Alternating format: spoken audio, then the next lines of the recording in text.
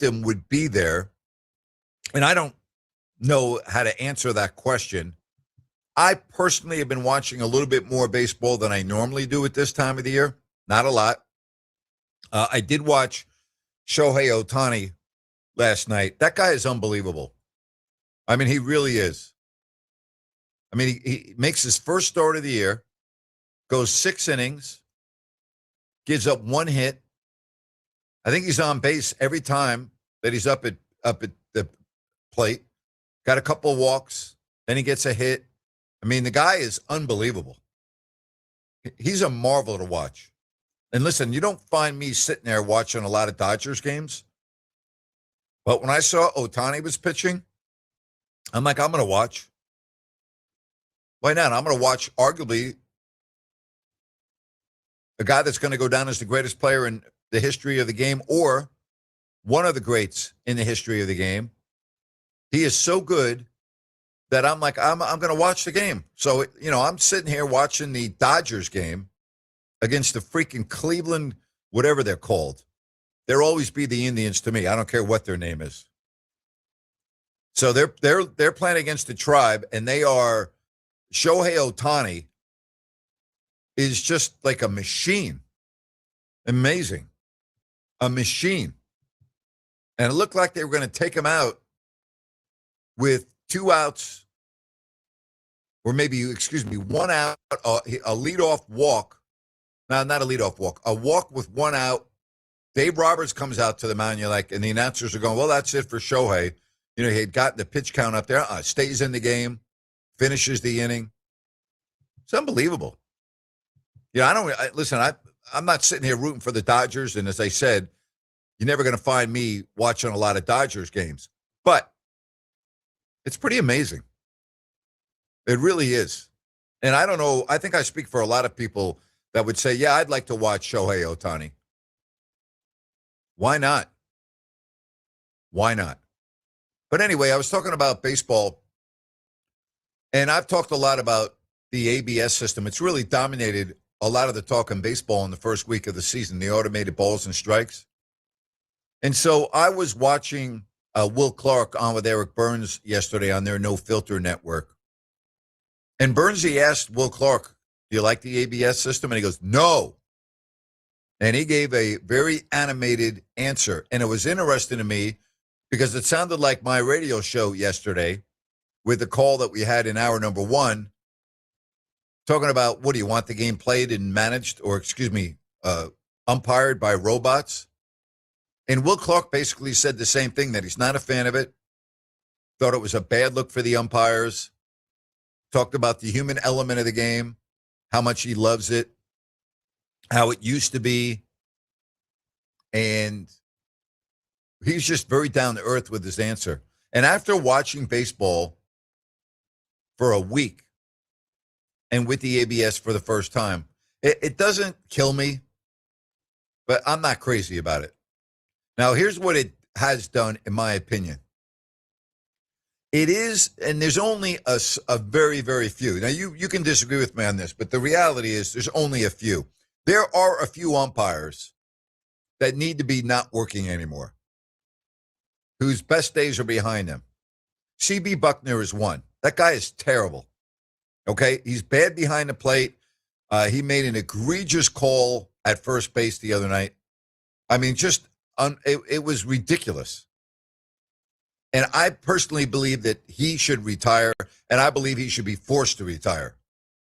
So individuals like that, they look bad, okay? And there aren't many like that. If you watch these games, and there are going to be times when an umpire misses by, what do you think, gee, how did they miss that? Well, there are a lot of variables that go in that you may not be aware of, okay? For instance, runner on first. And the only reason why I know this, by the way, is I've talked to the umpires about this. Runner on first. Goes with the pitch. Catcher comes out of the crouch as the ball is advancing to try to catch and throw simultaneously. The umpire's getting ready to call a ball and a strike. Well, all of a sudden, he can't see the ball, because the catcher got out of their crouch to receive the ball and deliver it. Umpire has to call a ball or a strike. What do? They didn't really see it. They have to guess based on where their last look at the pitch was. There are little things like that that fans don't understand. We talk about the last pitch between the Dominican and the United States in the semifinal game. Was it a ball? Was it a strike? Catcher framed the pitch. It was a breaking ball. The ball looked like it was right in the zone, and then at the very end, it fell off the table. The umpire called a strike. It looked like a ball. Had there been an ABS system, it probably would have been overturned. But if you look at the games and the way these challenges have been used, it's amazing how many are overturned where you can barely see any space between the animated box and the baseball. So a lot of these pitches are missing by a minuscule, and it's giving the umpires, in my opinion, a bad name. It's making them look bad, okay? It's making them look bad. So we're going to talk about this tomorrow with Steve Sachs. And I'm texting him right now, by the way. He's confirming with me. He's going to come on he's in LA tomorrow. He's doing an event. So we're going to have him on at the top of the show tomorrow. Okay? He's going to be on at the top of the show. So I'll have Saxy on tomorrow at about 3:05. And I'm going to talk to him about this. I'm going to talk to him about the A's. You know, he does a lot of the pre- and post-game shows. And I'm very much looking forward to that. Okay? So that's tomorrow, Steve Sachs. Also, former MLB umpire, as recently as last year is when he retired, Brian Knight. Okay? And Brian Knight was behind the plate in the World Series 2 years ago. He called the Game 5, the deciding game. Was it 2 years ago? Yeah, maybe 3 years ago, 2 or 3 years ago, with Arizona and Texas. So I'm going to talk to Brian about all of this and his take. So Steve Sachs tomorrow, Olden Polynice today at 4 o'clock.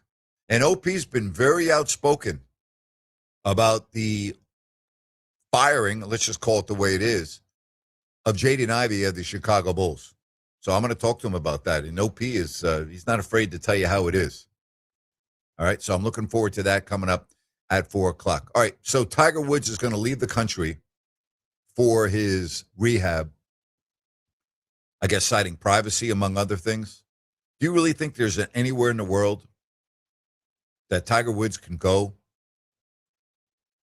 and have privacy without the paparazzi and everything else? And that's what's so sad about the world that we're living in. You know that wherever Tiger is, there are going to be those that are paid to try to get a photograph of him, video of him, getting off a plane, private plane, obviously, getting into a car, walking into a facility. I mean, it's unbelievable. I mean, it really is. So do I think there's a better chance of that outside of the country? Yeah, probably. But, you know, I don't know what else to say on that. I think I speak for most people when we say we wish him luck. All right? We wish him luck. Just like I would say that with anyone that is dealing with, I guess, an addiction problem, regardless of what the case may be. So those are some of the topics. Don't forget, we will continue to talk about baseball. I took a poll on this on my podcast the other night, and because I was curious, I go, how much baseball talk do you want to hear? And it was mixed. And then I said, well, how much talk do you want to have on the A's? And it was mixed. And I get that. But here's the deal. You may not be a supporter of the A's. You may not be a fan of the A's. I get that. And you may have been a fan And maybe you're not a fan anymore. And I get that too. I understand. Okay? I understand the feelings towards John Fisher, the owner. I get all of that. I'm on board with how you feel. I'm not an A's fan, so I can't really get into the debate on whether it's something I would do or not. I can't answer that. I don't know. But they're in Sacramento for this year and next year. And by the way, for those that still think they're not going to move to Vegas, all you got to do is look at the TV footage or video footage, not TV footage, of the stadium. It's coming along very nicely, and they are right on schedule. And so it's happening, okay? I'm covering the A's. Not every day for 3 hours, not for 2 hours, and then sometimes only for 5 minutes. It will depend, okay? It will depend. But I'm going to cover them. I'm not going to ignore them, nor should I. Whether you like them or not, they're in Sacramento. That's not my choice. I had nothing to do with that. But I'm broadcasting a show here in Sacramento, and they're playing a Major League Baseball game on Friday against the Houston Astros. So it's not like I'm going to ignore that, okay? I'm not going to ignore that. Now, what would happen if they got off to a really, really bad start? Let's say they have a bad weekend against the Astros, and they go east to play the Yankees and the Mets. A lot of ifs are in there, and I understand that it's April 1, and we got a long way to go. But, you know, that's the last thing this team needs right now is a brutal start. Not that teams out there like to have bad starts, but this is a really bad start when you look at their schedule. All right? You know, the extra inning game that they lost 8-7 in Toronto, the second game of the season, you know, that really hurts because there's a big difference between being 2-4 and 1-5 early in the season. And the team that they're playing on Friday, the Houston Astros, they're off to a good start at 5-2 after starting off the season with 2 losses. They've won 5 in a row. And Texas is 4-2. So, you know, you look at all of these numbers and you look at that pitching staff. Luis Severino taking the loss today, by the way. You know, you keep saying you don't want to get buried at the beginning of the season. You don't want to get buried at the beginning of the season. All right.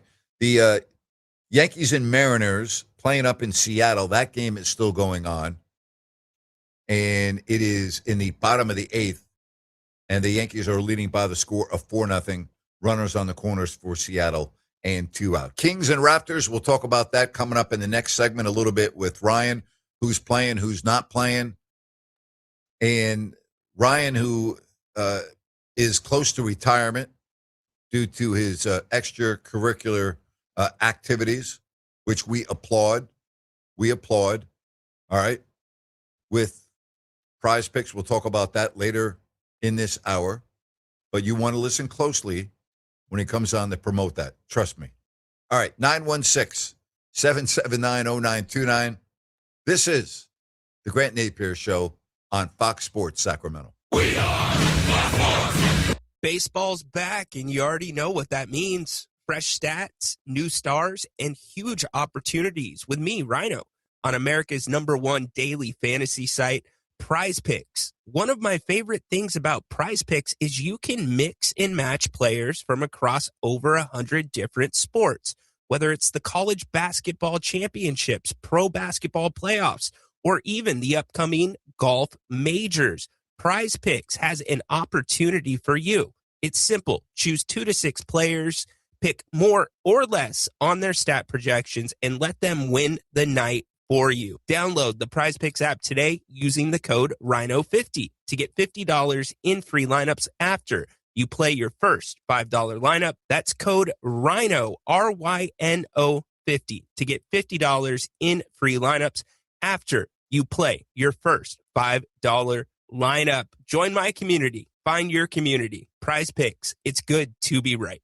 Okay, we are running a car drive right now to help veterans all across America. So if you have an old car, truck, or van, even a motorcycle or an RV sitting around, you can right now give it away and help the vets. They really need your help. And your car will help support the vets and their families. And guess what? You even get a tax donation. Plus, we'll even come and pick up your car for free. And all you've got to do is pick up your phone right now and make a free call. Now is the perfect time to do something good for the vets. Give back to the vets right now for all they've done for this country. And your old car can really help them. So call the Veterans Car Donation Program right now for free pickup of your vehicle. Help the vets and help your taxes at the same time. Call right now. 800-598-0539. 800-598-0539. 800-598-0539. That's 800-598-0539. Wouldn't it be great if life came with a remote control? You know, you could hit pause when you needed to, or hit rewind. Like that time you knocked down that wasp's nest. Uh-oh. Or that time you forgot to roll up your windows in the car wash. Fantastic. Yeah, a remote control would have come in handy then. Well, life doesn't always give you time to change the outcome, but prediabetes does. With early diagnosis and a few healthy changes like managing your weight, getting active, stopping smoking, and eating healthier, you can stop prediabetes before it leads to type 2 diabetes. It's easy to learn your risk. Take the 1-minute test today at doihaveprediabetes.org. Life doesn't come with a remote control. Yikes! So you're on your own with the wasps. You have the power to take control of prediabetes. Visit doihaveprediabetes.org today. That's doihaveprediabetes.org. Brought to you by the Ad Council and its prediabetes awareness partners.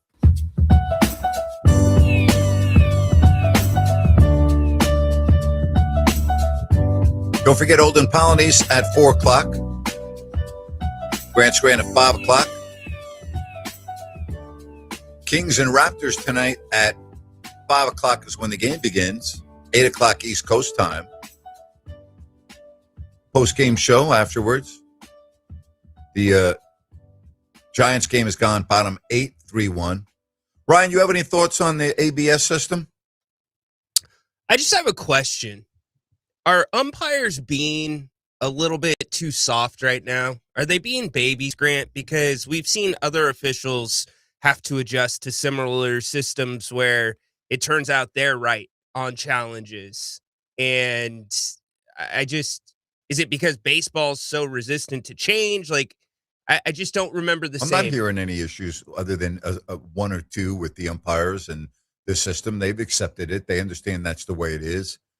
They probably aren't happy with it, but they are implementing the system. They're doing it. I haven't heard the umpires coming out and criticizing the system per se. Have you? Well, let me rephrase that. Baseball reaction from other players, just as a whole, you know, after the call that we got yesterday about things being automized, I get that we're not there and we don't want to go there. I don't want that, but it feels like this is a bigger deal than it should be. Like, it's still being talked about. Like, Yeah, but the umpires aren't the ones that are talking about it. The media is talking about it, and the announcers are talking about it. The umpires aren't talking about it. okay, all right. You know, I last night there was a walk-off Yeah. on a overturned call, and then you had an ump yesterday who lost track of the count. Yeah, that doesn't happen. That rarely happens. That rarely happens. So we'll talk with Brian Knight about this tomorrow. We'll get his take on all of this. It's here to stay. I would think we can agree on that, correct? Not only is it here to stay, it will probably be expanded. Yeah, you don't test it out for as long as you did in the minors, implement it in the majors, and then walk it back. And by the way, the system's not 100% accurate, so keep that in mind as well as we're doing all of this. I thought it's not 100%. It's up there, but there is still a little room for error. The bottom line is the system is here, and it's here to stay. And very rarely, I don't know, you'd have to give me an example. I don't have one off the top of my head. Very rarely do you have any type of a replay system that's implemented and then taken away. No, I can't really think of one off the top of my head. I thought what Brian said when you had him at Bennett's with you during the live show about how players are measured and how it doesn't adjust player to player was interesting, but I think it will only get improved from here. It's trial and Yeah, error. yeah, it will. Yeah, of course it will. Well, technology and everything else. So I agree with you. All right, 8 o'clock start East Coast time, which means 5 for us, which is the end of a road trip. And then the Kings come home for 5 remaining games, not all at home. There are some road games mixed in there at the Warriors and the last game of the year at Portland. You think the Kings are going to play well tonight, right? The Raptors played last night. They lost in Motown. They've got the King Killer not playing and Brandon Ingram, Yeah. right? He normally is a guy that's going to dominate every time he plays Sacramento. Scotty Barnes is questionable. Yeah. So we'll see. I think they will. Toronto's a special place for DeMar DeRozan. He's had a night off. He did not play last game. Malik Monk did He's not had a lot of play. nights off. DeMar DeRozan? Yeah, because yeah. the game was Sunday and it's now That's- Wednesday. It's a good point. And he didn't Yeah. play in the game Sunday. So he's had an extended time off, not just a night off. He's had Saturday off, Sunday, Monday, Tuesday. Yeah, he should be really good to go. It's a really good point. They had a 3-day break in between games.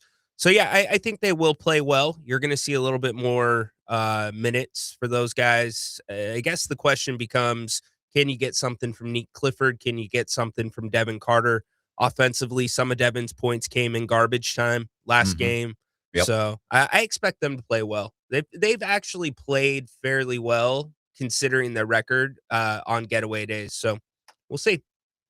Yeah, bottom line is, people keep on talking about the young players, and a lot of the fans are completely missing the boat here, in my opinion. Most of these young players aren't going to be on the team next year, or they won't be playing.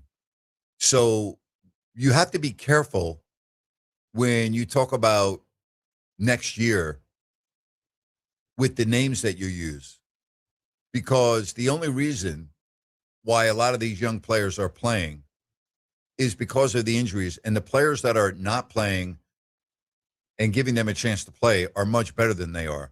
So they may not play in Sacramento. They may not play anywhere else in the NBA. They may not. But even if some of these players are at the back end of the roster next year, it's not like they're going to be playing. Now, there is an exception. Max Reynaud is going to be playing. Nick Clifford's going to be playing, although I still think that his room to grow is significant. And I think Dylan Cardwell is going to be playing. We don't know if Achua is going to be on the team. And everyone else that you see playing right now either won't be on the team, or if they are on the team, will seldom be used. That's just the way it's going to be. Dylan Cardwell, I think, will be I said used. Dylan Cardwell. Oh, okay. I'm sorry. Yeah. I missed that. No, yeah. I think Dylan Cardwell is a guy that you can count on to be part of a 10-man rotation next year without even knowing the roster. Would you agree with that? Yes, I would Okay. agree with you. I think what makes this very tricky for Scott Perry is the evaluation period for DeAndre Hunter. And I know Scott thinks he knows what he is because he's been in the league for a minute. Right. You don't know what DeAndre Hunter looks like with this group, right? Correct. And you didn't get that with him. And that's a big price tag, right? And so you've got to figure that out, whether it be during training camp, early in the season. There's some decisions to be made. And then there's Domantas Sabonis, Grant. Nobody's talking about him. He has not been with the team. And there's going to be a lot of questions about that once this season wraps up. Yeah, I can't imagine any scenario, unless there's a new coach, which I think still is a very likely possibility, of him being back. All right, he obviously is very unhappy. I don't think that is a stretch for me to come out and say that. And I would be shocked, or at the very least, very surprised if he's on the team after July. The way the Kings handle it is going to be what's most important. And when I mean that, it's you can't have a fire sale for Domantas Sabonis. No. And I don't think he's a guy that's going to hold out. But I also know, looking at the books right now, you are in the second apron. Yes. And you are a top 4 bottom team in the NBA. So something has to, kind of break there. And all signs point to him and that contract, and to the right team, like a Toronto Toronto could really use him. I don't think who they got at the draft or at the deadline is a long-term solution. You could probably get a good return. So watch the playoffs this year. You know this, Grant. There's going to be teams that fall short. There's going to be teams that overachieve, and Yep. that will dramatically change paths for other teams and their needs in this offseason. And there's going to be new coaches across the league, and coaches have favorite players and guys that they gravitate towards. And so you can't ever discount that as well. I think when you look at the playoffs, which now we're in April, are going to begin this month, it's very interesting to me because we talk about expectations and we talk about pressure like Mike Brown is dealing with in New York in his first year.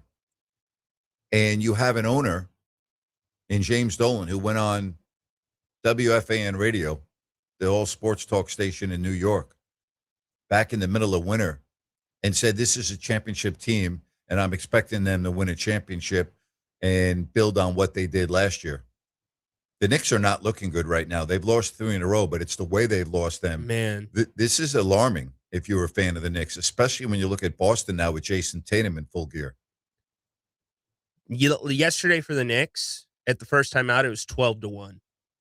The Knicks just go through these spurts where they cannot score. And I don't know if there's enough season to get this fixed with Karl Anthony Towns because he was such a big part of what the Knicks were doing last year. And it just seems like Mike Brown's tweaked him and his role into a spot that doesn't exactly fit his fancy as a basketball player. But yeah, it'll be, I mean, how many coaches is Dolan going to roll through if Mike Brown doesn't get it done this year? James Dolan will do whatever. He doesn't care about paying off people and everything. It's a non-issue. They print money in New York and James Dolan. Really quick, we're getting some text messages about YouTube and us not streaming to YouTube. Yes, we are not streaming to. If you don't like that, you got to go follow Fox Sports KSAC YouTube. We are streaming live there right now. So go to Fox Sports KSAC on YouTube. All right. Good to know. 916-779-0929. Again, it's only 1 week of baseball and the standings, but regardless of the way the current game ends in San Diego with the Giants and the Padres, this has been a good get off the mat after getting swept by the Yankees and losing the opener to San Diego to come back, or excuse me, winning the opener against San Diego and then winning yesterday. They're down 5-1 in the bottom of the 8th, and the Padres have the bases loaded. So assuming the Giants lose this game, it's okay. You know, you're going to win a series after getting swept by the Yankees, and it's within your division. So, again, I know it's early. I don't like to make too much out of a first week of a season because it can be ridiculous. But this has been a nice bounce-back series for the Giants, Ryan, after the way they got shut out and only scored 1 run in 3 games against New York. Yeah, especially against a division rival. Exactly. You know, everybody in that division except the Dodgers has been struggling. So if you can stay above Padres, that is a good thing. Tatis at the plate, bases loaded, as you said. This should be interesting. Only 1 out. But baseball's a long season, you know. You're going to go through runs. It'll be interesting to see what the A's do because they've had a rougher trip of the two. All right, 916-779-0929. Olden Polonies is going to be coming on the show today at 4 o'clock. Always interesting to hear what OP has to say. And if things now are different in the way he views potential NBA Finals participants. He's like us. He thinks San Antonio is going to be very, very tough out. Boy, they're looking good. And if they're healthy, they could be that team this year. So we've got that. The baseball story with the A's on their way back to Sacramento after losing the series to Atlanta, winning only 1 of 3. They're 1-5 as they come back home. We'll come back. We'll take the time out right here on Fox Sports Sacramento.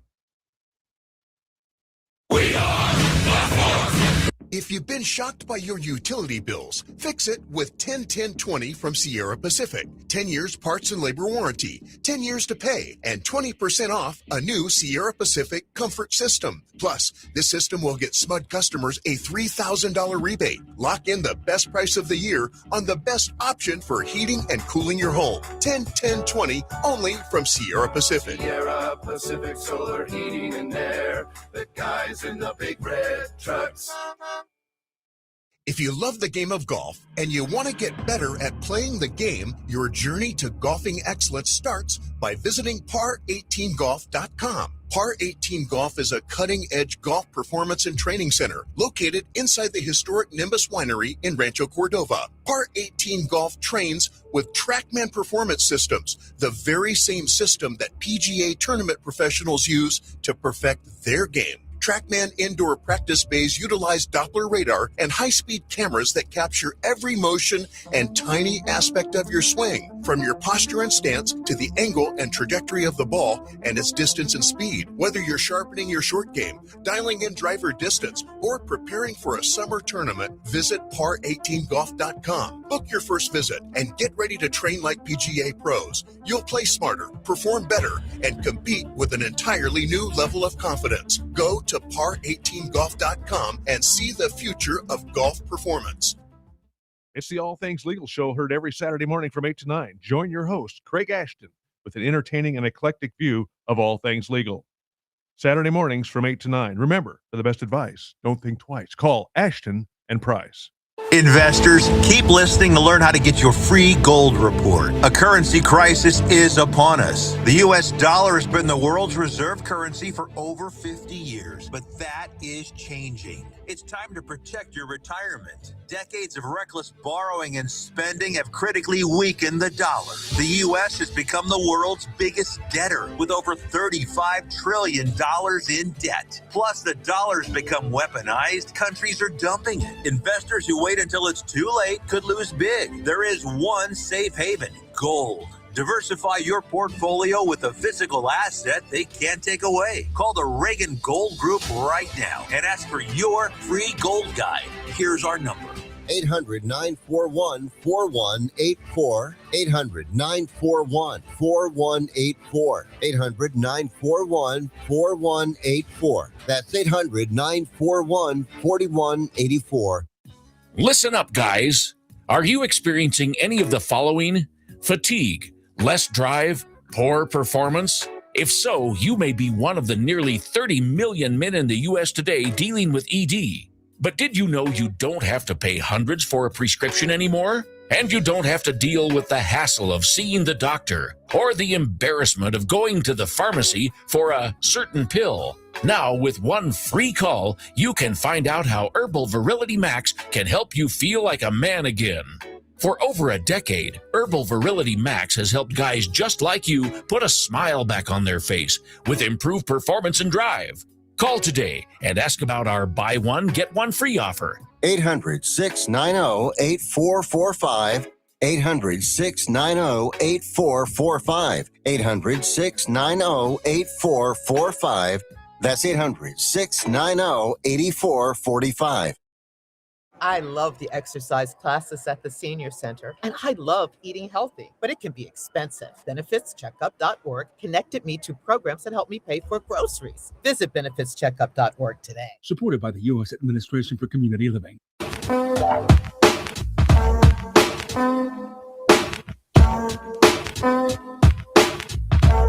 You know, when you look at the NBA schedule, it's very interesting. The head-to-head competition. You're killing me, Westbrook. You're not playing. You're killing me. Get on the floor. Sorry, I was just looking at the injury report for the game tonight. Bless you. Oh, thank you. I appreciate that. I don't know what to deal with him. Anyway. What's wrong with me? NBA standings. Many things is the answer to that question. Oh, but my goodness. You look at the head-to-head competition, right? Like Yes. Indiana has to play Brooklyn. Washington has to play Brooklyn. And when you look at the standings,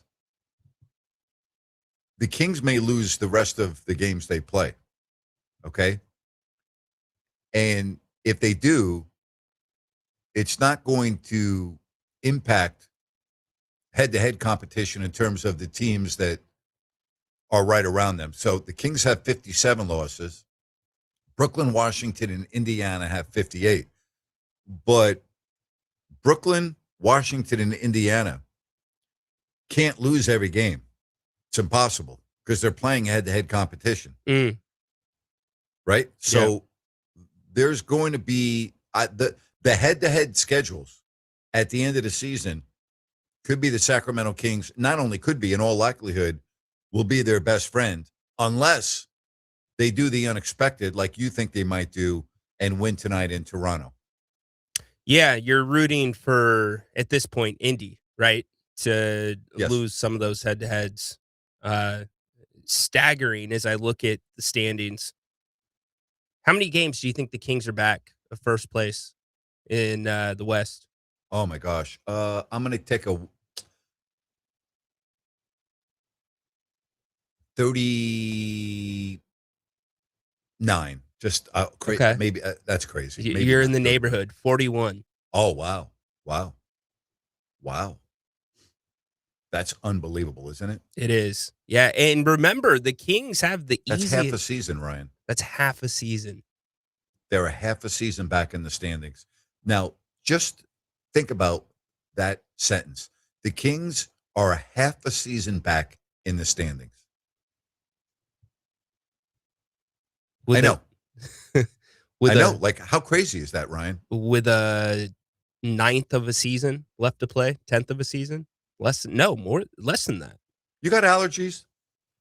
You know what? I've been reading these injury reports too much. Yeah, the Westbrook, he's my number one allergy. That's exactly right. I'm starting to wonder if it's not an allergy, if it's like something that can spread, because now I'm starting to get a little itchy. Yeah, don't look at the injury reports. But it's my job, Nabes. Yeah. Then have some tissue with you if you're going to look at the injury reports. Fair enough. And my issue is I look at the injury reports when I'm out for my walk. So I'm outside and I'm looking at the injury reports. That's a double whammy.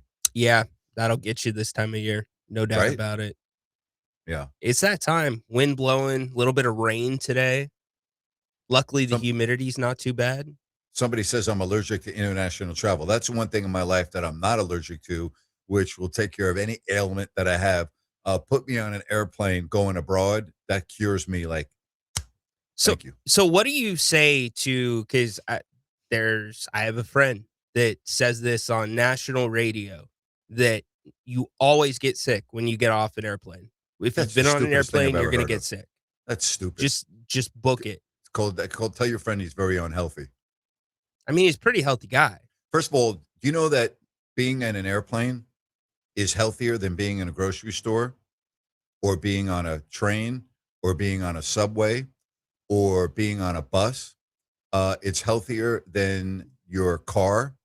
It's healthier than almost any form of transportation you can take, because the jets, especially all the modern jets now, have an incredible system to replenish the air every couple of minutes with fresh air from outside the cabin, and it removes 99% of all of the contaminant particles in the cabin, boom, out of the cabin and recirculated every couple of minutes.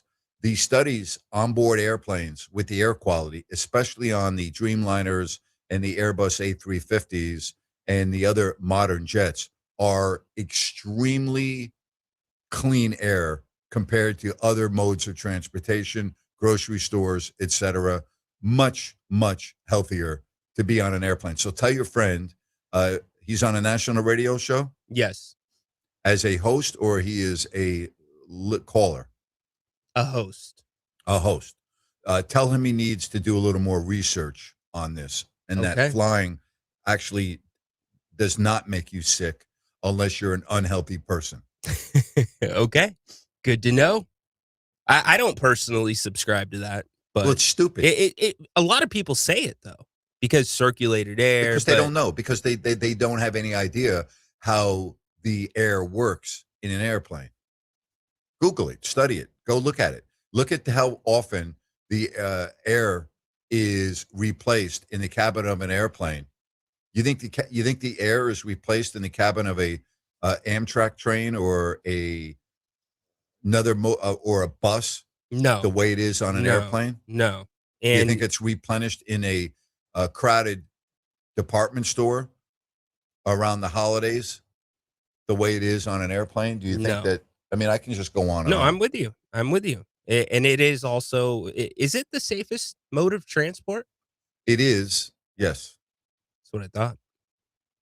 It's a lot safer than driving to the airport. Oh boy. Well, I mean, it is. I mean, Hey. let's just call it the way it is. I'm not sure if you saw it, but there was a 7-car accident getting off of the freeway coming to Where? the studio today, right in front of Cal Expo. Oh, I didn't see that. Yes. I didn't see that. Yeah, I mean, it wasn't on the actual freeway. It was on the exit getting off, but yeah, 7 cars. So you weren't tardy though. That's good. No, always on time. Are you the Tom Coughlin rule that if you're not 5 minutes early, you're late? If you're not 5 minutes early, you're 10 minutes late. That's been like hammered into me since. You know that is long my as I number can one remember. pet peeve in life is tardiness. Tardiness. It is my number one pet peeve in life with people. I think it is, first of all, we're all late at sometimes because it's out of our control, right? Yeah. So if you don't message an individual that you're running late, that is very disrespectful.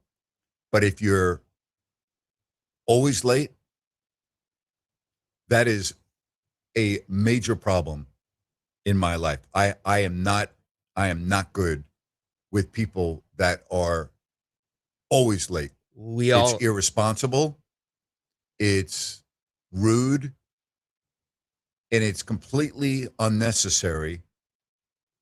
It is just completely unnecessary. If you are one of those people that are always late, look in the mirror and fix your problem, because it's an easy issue to correct. And it's absurd that you live your life like that. We all know somebody that is always late. You know what kind of bugs me is if there's not a commitment made, right? And let's just say you're out and about on a Saturday and you decide like, oh, you know what? Maybe I'll stop by. Okay, give me a time. Well, I'm not sure what time. I can't tell you exactly. I still have to do this. Well, because I don't want to be late, right? I don't want to commit to a I don't time. have a problem with that. Don't ask me to commit to a time. I don't have a problem with that. That's fine. If that's the answer, I'm very respectful of that. Yeah. Because there's some people that try to hammer you down on a time, and it's like, well, I can't tell you. Yeah, right. I mean, wouldn't you rather have someone tell you they can't tell you than tell you a time and then they're late? Yes, that exactly. Yeah. Setting yourself up for failure. At least I'm coming, right? And again, if you are on your way somewhere and there's an accident, or like what you just said, there's a unexpected situation, you're going to be late. I've been late before. I mean, we've all been late. Okay. But I'm rarely late. And if I'm late, there's a reason why I'm late. It's not like I just got lazy and left my house late. No, I'm late because there's a situation that is out of my control that is causing me to be late. So you plan in some buffer time just in case. I always plan in buffer time. Yeah. Always. Right? Are you a snooze guy? Do you hit the snooze button once or twice? I never hit this. Never. No. I don't even know how it works on my phone. I don't think. Just feet on the I'm floor. Exaggerating. Feet on the floor when that alarm goes off. Yep. I'm within about 10 seconds. Type A personality, man. Type A. I don't know what type I am. You're not a New York type A. I'm a type B, probably. Yeah. So anyway, I just so you know that you now know what my my issue is with people that are tardy. I don't like that. I'm surprised that hasn't been a rant yet. Maybe I it could will make someday. a rant into that. You could. Definitely could. I can make a rant into that, especially like when you have to catch a plane or a train, or like, is there anything more stressful than being late to the airport? No. See, because of my dad, it's always extra early. Like Yes. he's the hub. We call him. We're like, hey, this is the situation. We're not taking bags. What time do we need to be there? And Yeah. he's even conservative with us in that. But yeah, travel, that's so stressful. Why? Travel is already kind of stressful sometimes, depending if you have kids with you. Why make it more stressful? Well, here's the other deal that's stressful is in the era that we're living in, if you have to make a connection, Yeah. your first flight very often depends on whether you're going to make that connection or not. And there's nothing worse than sitting at a gate waiting to depart or boarding late because the aircraft that you're going on has not arrived yet. And you only have, let's say, a 60-minute layover in the next airport. And you're looking and you're like, man, I don't know if I'm going to catch this flight. And then you're sitting in row 40 and you got to wait when you get off the plane for 15 minutes to everyone to great, right? All the little things. That to me is stressful. So if it's open seating and you're in the Yep. first boarding group, where are you going? Are you going to the back? You staying in the front? It depends on whether, well, I'm not going to the back. No. A lot depends on whether I have a connection to make or not. That would also dictate that. First of all, there is no more open seating on any aircraft. It's changed now. Southwest was the last Right. one, right? Right. Yeah. A lot would depend on what my schedule was, whether I had a connection and everything else. If I was in a hurry, I would always grab the first available aisle seat so I could get off the plane as quickly as possible.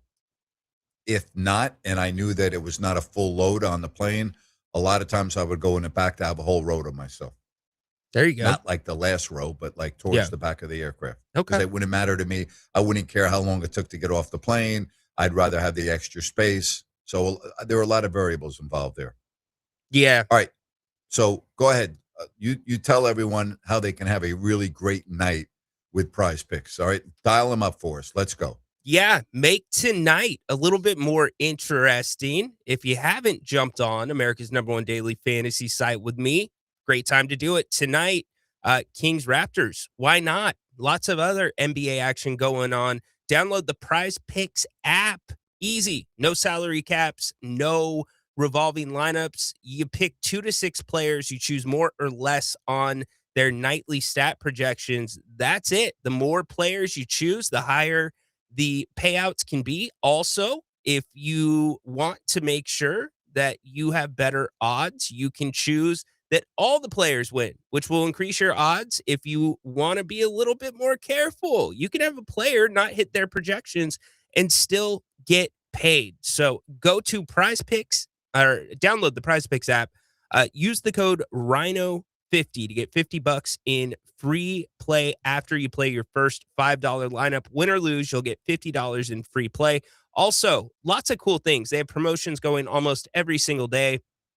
Tonight, 30% boost on your payouts. If you win, you can get guaranteed reimbursed on lineups. So check it out. Tonight, I'm rolling with DeMar DeRozan, more than 4 assists. We're going with Malik Monk, more than 1.5 made threes. And we are going with Jamal Shed, more than 1.5 made threes. So go check it out. Prize Picks. Use the code Rhino50. Love it. Couple of finals. The game in San Diego is now over. The Padres lead and win 7-1. The game in Seattle is over. The Yankees take 2 of 3 from Seattle. They win by the score of 5-3. So the Giants win the series, take 2 out of 3. The Yankees win the series, take 2 out of 3. The A's lose the series. They come home to take on Houston in the opener on Friday. They are 1-5. And then they have to head right back to New York, the East Coast trip, beginning next week, where they're in New York to play the Yankees and the Mets. So not a good start for the A's. Nice bounce back for the Giants after getting swept by the Yanks to take 2 out of 3 from a divisional opponent in the San Diego Padres. So that gets you caught up on the baseball score or story. Steve Sachs, speaking of baseball, is going to join me tomorrow near the top of the show. And then we will have Brian Knight on to talk about the ABS system and his viewpoints after watching the sport for 1 week. former MLB umpire, retired last year. So we'll talk with Brian about that. We take your phone calls, as always, at 916-779-0929. Olden Polonies in a couple of minutes, one of the more entertaining segments that we have on every week. And if you missed the segment that I had on yesterday with Sean Salisbury, find it and listen to it. It was a life lesson that we had a great discussion yesterday with Sean Salisbury. Trust me when I say this, you want to find it and listen to it.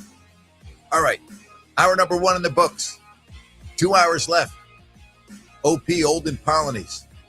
Coming up next right here on Fox Sports Sacramento.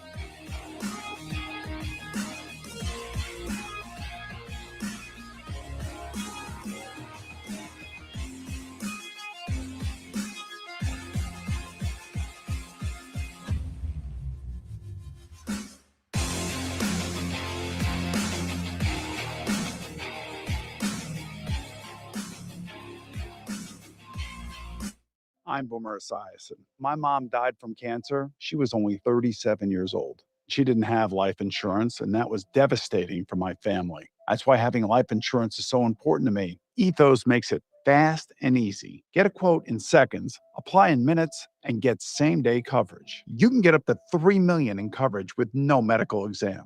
Get your free quote at ethos.com/play. That's ethos.com/play. Paid spokesperson. Time spent on application may vary. Online health questions required.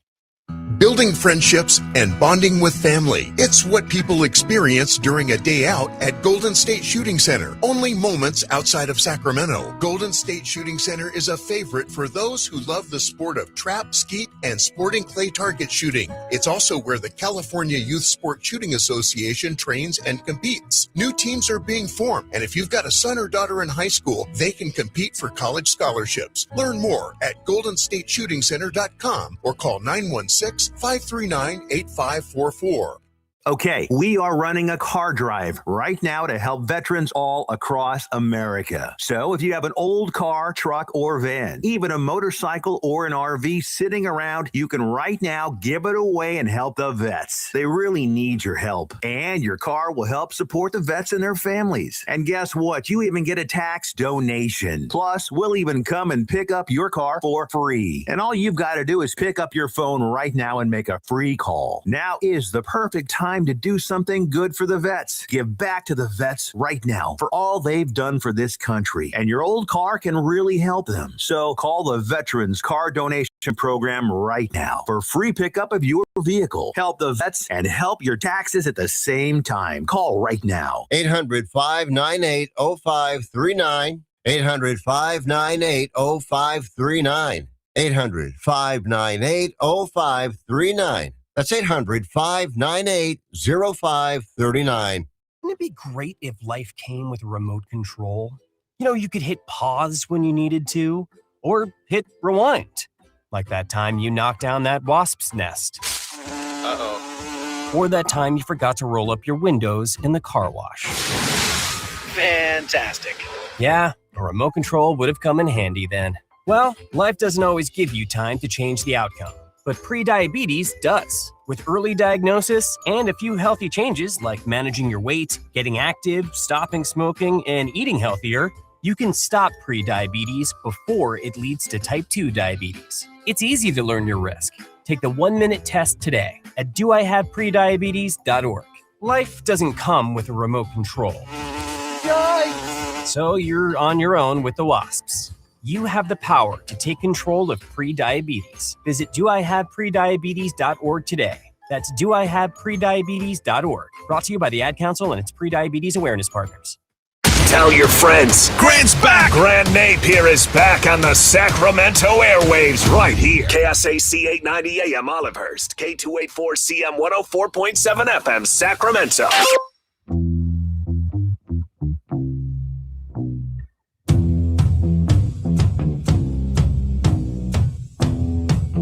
We welcome you back to the Grant Napear Show. Each and every Wednesday at this time, we talk with former NBA player, former Sacramento King, Olden Polonies. So, Pete, good afternoon. How are you? I'm wonderful, Grant. And yourself? I'm doing good. One thing I love about you is you're not afraid to share your opinion. You put it right out there. And a couple of days ago, you came out on social media in support of Jaden Ivey and his comments, and that you were bothered that his comments caused him to lose his job, correct? Yes. It's not about support for him or anybody else. It's about, what's right. Because I'm just trying to figure out, maybe I don't know the full extent, but to me, if somebody calls something unrighteous, you shouldn't lose your job over it. So that's what I have to gripe with. I think we've gotten to the point where we're overly sensitive on everything. And it's like we're throwing the baby out with every bathwater there is. And it just doesn't make sense to me. This young man, for whatever your beliefs are, he has a right to speak his mind. You may not like it, but he still has that right. And you should not be losing your job over, comments that you make. I don't know what the anti-gay comment was. I started, the NBA, celebrates Pride Month. The NHL had the same situation. Those guys didn't get fined or lose their jobs when they said, we do not want to partake in this. And I'm a proponent. I support LGBTQ. I support people's rights. I support human rights. But at the same time, I think we stretched this thing out too far, man. Yeah, you make a great point about the NHL. There were many players that refused to wear the jerseys that were being worn in the pregame skate that were later being auctioned off in celebration of Pride Month. There were players that said, I'm not doing that. And Gary Bettman in the offseason this past year said, hey, you know what? We're not doing that anymore as a league. We're not putting our players in that position. What I found interesting, not only your defense of free speech as it pertains to Jaden Ivey, but there were players in other sports, including the NBA, including a teammate of his on Chicago. I saw a player on the New England Patriots and some that also came to his defense. So you're not alone. And I'm not saying you're not alone in how you feel, but you're not alone in putting it out there publicly. And what I found in my situation back in 2020, when I put on social media, All Lives Matter, every single one, is that there were so many people that privately reached out to me and they said to me, I'm sorry, I can't defend you publicly because if I do, I'll lose my job. Now, I think things have changed a little bit since then, but we still have a problem in this country as it relates to cancel culture. And as you said, freedom of speech. And to me, this is another example of that. Oh, definitely. And it's sad. There was a point. One of my favorite shows in the world when I was growing up was All in the Family.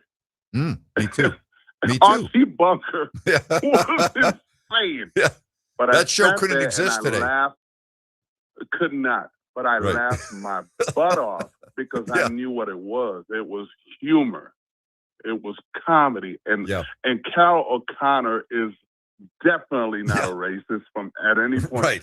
So it's like that was a character. Yeah. It's like we crossed the line. It's almost like celebrity. Yeah. Everybody, quote unquote, is a celebrity now. So now we don't even know who really is a celebrity or not anymore. So it's along the same lines.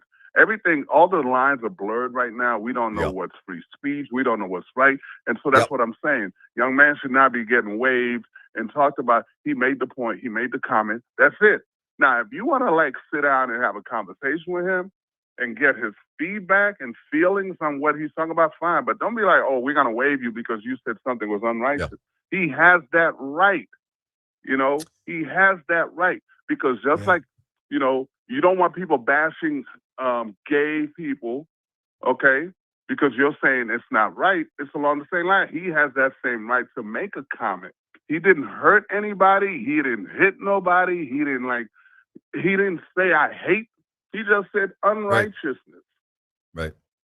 So I've got a story for you that you will kind of illustrate what you're referring to with so many people being oversensitive and always looking at, hey, I got you moment. Well, when you were playing with the Kings back when Gary St. Jean was coaching and you were teammates with Mahmoud Abdul-Rauf and Billy Owens, we were at shoot-around one morning at Arco Arena, and it was me and Marty McNeil and I think maybe Don Drysdale of the Union, maybe one or two other, but there was a very few members of the media, but it was on the record. And Marty goes to Saint because Billy Owens and Mahmoud were not at shoot-around. He said, Saint, what's going on? I don't see Billy or Mahmoud. What's going on with them today? And Saint said, Billy is at the gynecologist and Mahmoud has bruised ovaries. Now, can you imagine, OP, if a coach made a comment like that in this day and age? They probably wouldn't make it off the floor with their job. At all. But again, we knew it was, and that's something we used to say back then, when guys, because, we're tough, we're men. Oh, yeah, what's wrong with him? Oh, bruised ovaries, And I didn't like it only because, I didn't want to be disrespectful to women. Yeah. But still, though, right? But That's, like, it was a different, it's like, it's a different day and age, and another thing, the NBA keeps promoting that they're pro this and pro that. We want you to speak up. We want you to speak out. No, you don't, because it's only if I speak out and speak up about what you want me to do. All right, let's talk about games that are going on the floor. If I am a fan of the New York Knicks, how concerned should I be at their play as of late, and not only losing, but really not being in these games that are so important? The last being the Houston Rockets, the fact that they weren't competitive in Charlotte, the game before that. Your take on the Knicks? Well, I knew it was trouble for the Knicks when they got rid of Thibodeau. Because you cannot fire a coach in that situation, okay? And then you bring it, again, no disrespect to Mike Brown, but he was not the person for the Knicks. Because in this moment, the Knicks, the way they were built, you just went to Eastern Conference Finals, okay? So it's like, that means I'm successful to a certain extent. I didn't win a championship and all, but the team had a pretty good year. Now, whoever comes in after that has to take them to the finals, in my opinion, and beyond for it to be successful. So I knew he was already behind the eight ball, but his personality does not fit the Knicks. Jalen Brunson, Karl-Anthony Towns are similar, even though different size players, but they're similar in how they play. And so to me, they're going to knock heads. Then you have all these other, like with Hart, the way he played, his style of play. It works sometimes it doesn't work. Yes, he's a great rebounder for a guard, but how long does that last?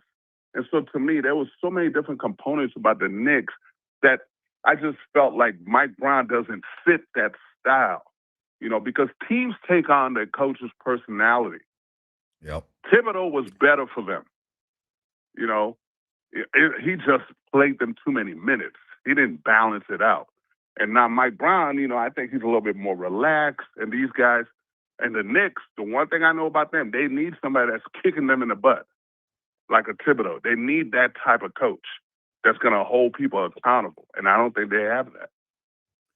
OP, the Boston Celtics, now with Jason Tatum, and he will continue to get into the flow, but it's already shown that that's pretty darn good. Are they the team to beat in the East, the Celtics, if they're healthy when the playoffs begin? Yes, I like the Celtics. I'm still going to stick with my pick, which is the Detroit Pistons. And I never back away from a pick once I make it, unlike other people in the world. So I'm sticking with the Detroit Pistons choice. But I feel that if there is going to be a team that knocks Detroit off that road, it's going to be the Boston Celtics, especially with Jason. Now, my only concern, which is a weird thing, but because I play basketball and I've been involved so many years, even though I've never had career-defining injuries, I know the mindset of a player when they get hurt.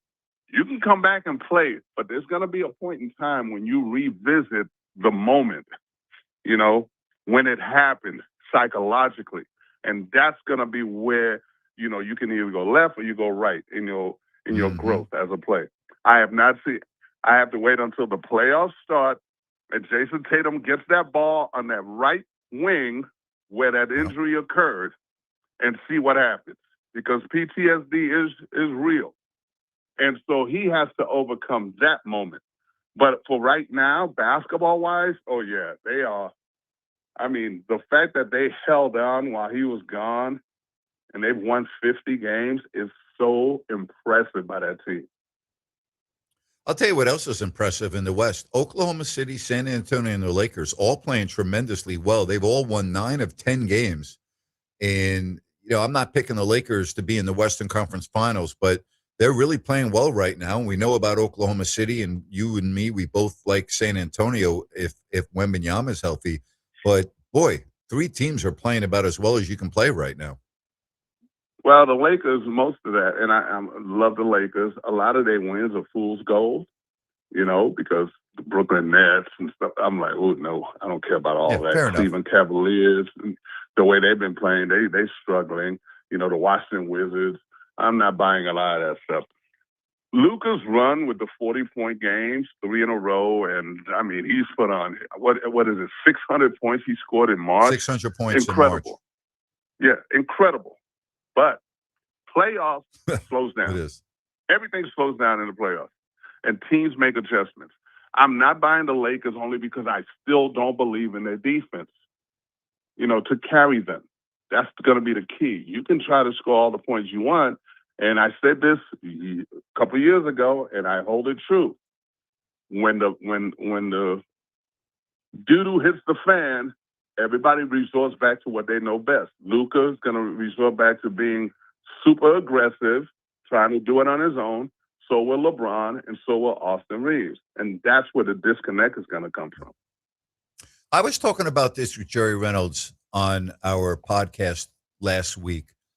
There are so many games that aren't meaningful right now. So many bad teams in the league. And there are so many non-competitive games. And yet it's also a time of the year where a lot of franchises go to the youth movement and play a lot of young players. And Jerry said there are more mistakes made on player evaluation during this time of the year than at any other time. Do you find when you watch basketball, whether you were a player or now as a coach or as a fan, that it's more challenging to evaluate a player, a young player, an unproven player's worth or ceiling when they're playing in non-competitive games against a lot of teams that are also tanking? Oh, definitely. I mean, Jerry's right about that, because you're not really getting the true essence of what they can do, because you're right, it's meaningless. And so teams are playing, it's like Summer League. No one's going to improve in Summer League because you're playing against the same dudes you just left in college. Rather than when we used to play Summer League, it was my first Summer League game. Magic Johnson played. I played Summer League against Akeem Olajuwon. So I got to play against NBA vets. And so it helps the growth. And so to me, yeah, those games mean nothing, and a lot of these guys, when they draft a guy, when they bring a guy in, they don't know what they're doing really. It's all based on who the agent is, who called in a favor and everything else. So I'm not buying any of that stuff. All right, here we go. We're getting ready for the Final Four. You played in the tournament. You were at Virginia when they went to the Final Four. You understand the environment. And I think that we as fans expect our players to be robots. And it's so easy to sit on the sideline and go, boy, I can't believe Duke did this or did that. But in that moment, with everything going on, what's on the line, the crowd, and the fact that we're dealing with young men, we're not dealing with, NBA players that are 25 and 27 or 28. We're talking about 18 and 19-year-old kids for the most part. I get it. I understand how these things happen. No, I do. I get it. I think a lot of fans don't. They want perfection all the time. They're, how can that happen? How can this happen? That's the beauty of watching sports, man. It's the beauty of sport. Oh, definitely. But I was laughing about the fact you said 18, 19. I don't know. You were on when you said 25, 26. That's how old they are now, in college. Yeah, well, you're right. But that's very, very true. Very true. Yeah. But stuff like that's what makes the NCAA tournament magical, is the fact that anything that can happen will happen. Yep. Duke had a 2-point lead, 10 seconds. It's like the game is over, basically, because all they're going to do is foul you, stop the clock. You make a free throw, it's a 3-point game. You make 2, it's 4-point game, whatever. You don't expect this young man to throw a direct line pass, out of a double team. And so to me, that was so mind-boggling that decision was made. But it goes to show you how intense and how the pressure is, because all your logic goes out the window in that moment. And that's what happened with Caden Boozer. And so to me, it's incredible that it happened. But, the kid still had to make the shot. Mullins still had to make the shot. Yeah, great point. And so that's what was so amazing about it, is that the way they struggled. I think they were like 1 for 17 at one point in shooting threes. Caravan had one of his worst shooting games. Mullins didn't shoot well. And then all of a sudden, he knocks down a three-pointer from the logo. Is insane to me. Incredible. Who's the best team remaining of the four? Arizona. I believe by a little that bit or a Arizona lot? is by far the best team. By far? Not by a lot. Okay. Because UConn. Wow. UConn. What about Michigan? And the Are you fact high that on they them? won. Michigan, I'm high on Michigan, but I'm not as high on them as I am in Arizona or UConn. I still believe Michigan does have a chance to win the championship, but everything has to click, for them. Arizona could play a B game and still win. UConn can play a B game and still win. Great point. Boozer, he's going to be a high draft pick. I don't know if he's going to go 1, 2, 3, 4, but he's going to be one of those picks. How do you think he's going to be as an NBA player? Ooh, those are hard to gauge. I still don't know what position he plays. Is he, Paolo Banchero? I think Paolo Banchero is a better player coming out than he is right now. So I'm liking him maybe to Paolo, but I don't think he has the ball handling skills like Paolo does. So he's going to be kind of like his dad was, very serviceable. I don't think he's going to be superstar. We've seen him in commercials and stuff because of all this NIL stuff. But I don't know, if he's going to get above what his dad did. And again, I'm not trying to be disrespectful or not, but it's just from seeing how he plays, his style of play. I like the kid out of Arizona a lot better, Koa Pete. I think he projects higher than Cameron Boozer. I had Scott Pollard on my show the other day, and I was asking him about some of the players in the draft, and we talked about Bonsa, who he thinks is a very special player. But he said, I watched him both in person once and on TV, and he goes, I watch the warm-ups a lot. And he was telling me why he watches the warm-ups. He wants to see how they act in the warm-ups. Are they a team guy? Are they giving high fives? He goes, I watched Bonsa, and he gave any of his teammates high fives. He was doing his own thing, blah, blah, blah. Everyone else was completely on a separate agenda. Agenda might not be the right word, but I thought that to be very interesting. Do you ever watch the warm-ups to look at a player, their entire repertoire? Yes, I do that. That's a lot of us do that because it's being a professional basketball player. We learned how to do that when we got in the league because that's how you scout. Like I would get out there and while we're doing the layups and all that, you watch guys. Okay, who's like being casual with his layup? Who's doing this? Oh yeah, so professional athletes, because we do our own scouting on top of the scouting reports, and so that's one of them. And he's right. If you look at guys, you learn a lot about them. But with that being said, one of the reasons why, I like AJ, but also I have trepidation is the fact that I'll use Darren Peterson as the counter to this. Darren Peterson makes scoring look easy, and AJ DeBanza really has to work hard to score. Interesting. Very interesting. Wow. Different positions, obviously, but still interesting.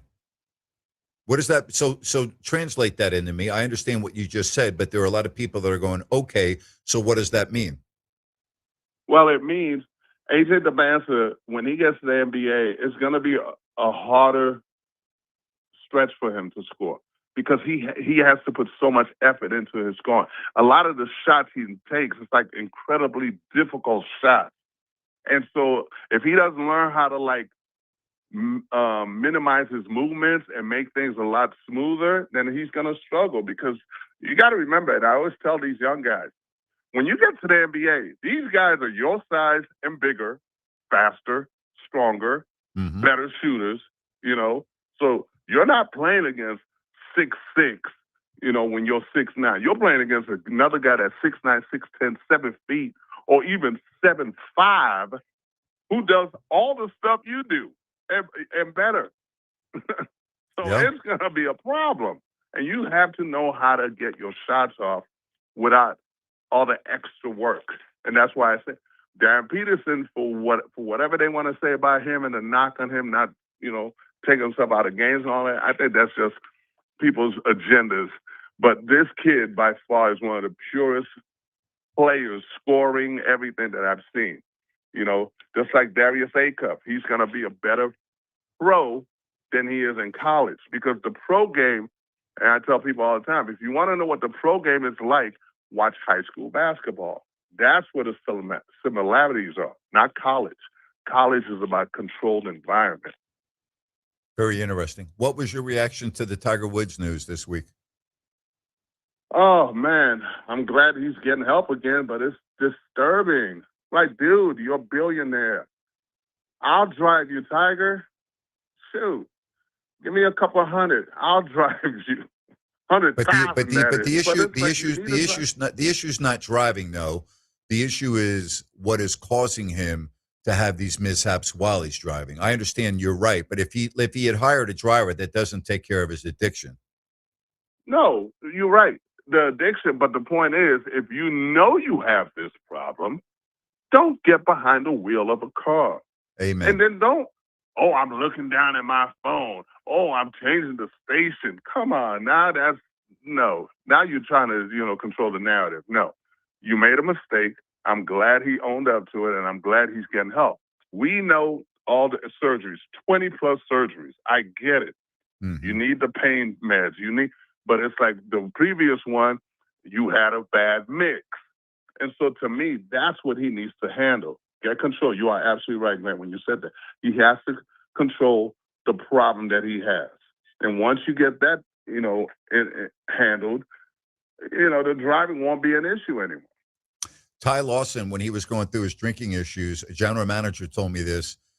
They were thinking of acquiring Ty Lawson, and they were in a meeting, and the agent said, we've already got the driving, because he had gotten arrested multiple times for DUI. Said, we've already gotten this taken care of. We've already got a driver that's going to be, you know, solely responsible for taking him everywhere. And the general manager said, well, I don't think his problem is driving. His problem is drinking. That's the problem that we have here. So I think you always get to the root of that. So very, very interesting. Yanks off to a good start, 5-1, going back home for their home opener. Yes. I thought you get a little more excited than that. No, I'm happy. I mean, 5-1, I'll take it. 6-0 be better, but 5-1 is good. You know, we put runs up. Oh, definitely. Oh no, trust me. But you know, again, I'm a like I said, being a fan of the Yankees, it comes with like, I can't get too happy when we have 156 more. So I'm like, we'll wait and see. Our problem is never the regular season. Our problem is the playoffs. Hey, before I let you go, I said this. I don't watch the Dodgers play a lot, but you're in L.A., and so last night when I saw that Ohtani was pitching, I watched a couple innings of that game, and I don't care whether you like the Dodgers or not. I like watching marvels. This guy is such a marvel. 6 innings of one-hit ball. He's on base every time with walks and hits. He's fun to watch. Like, he makes me watch a game that I would never, ever watch before. Listen, I'm a big fan of his, even when he was with the Angels. Yeah. Can I share my worst sports moment? Yeah, and I call it my worst sports moment. So we go to an Angels game. Mm-hmm. I only go to see one thing and one thing only. Shohei Ohtani. That's the show. So they put us in they call it the diamond, whatever section, where you have the free food, the drinks, and everything, right? Yeah, yep. Oh, me and my friends, we are enjoying ourselves, Grant, to the fullest.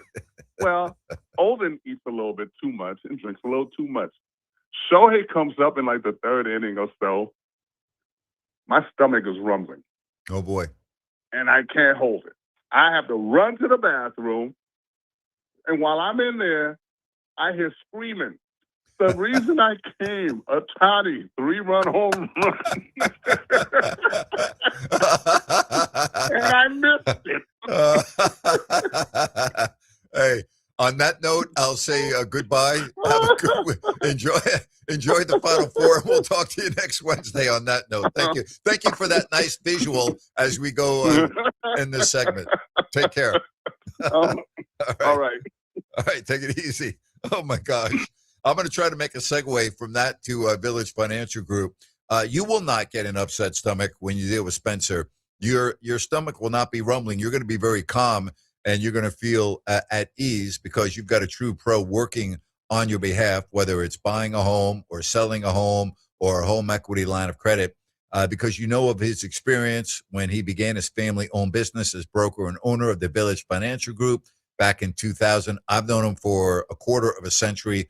And I can vouch for you and vouch for him. All right. When I say I vouch for you, I'm giving you peace of mind is what I'm doing, that you are going to be hiring an individual that is really, really good at what they do. And he's also a very creative financing specialist. He has access to private money. Village Financial Group, for all of your needs, call or text Spence at 916-805-4868. That's 805-4868. You can also go to their website, vfgloans.com, and check out thousands of available listings for purchase. That's vfgloans.com. It makes sense to call or text Spence at 916-805-4868. Village Financial Group, looking out for your best interest. 916-779-0929 to get in on the program. Text the show. We move on right here on a busy Wednesday on Fox Sports Sacramento.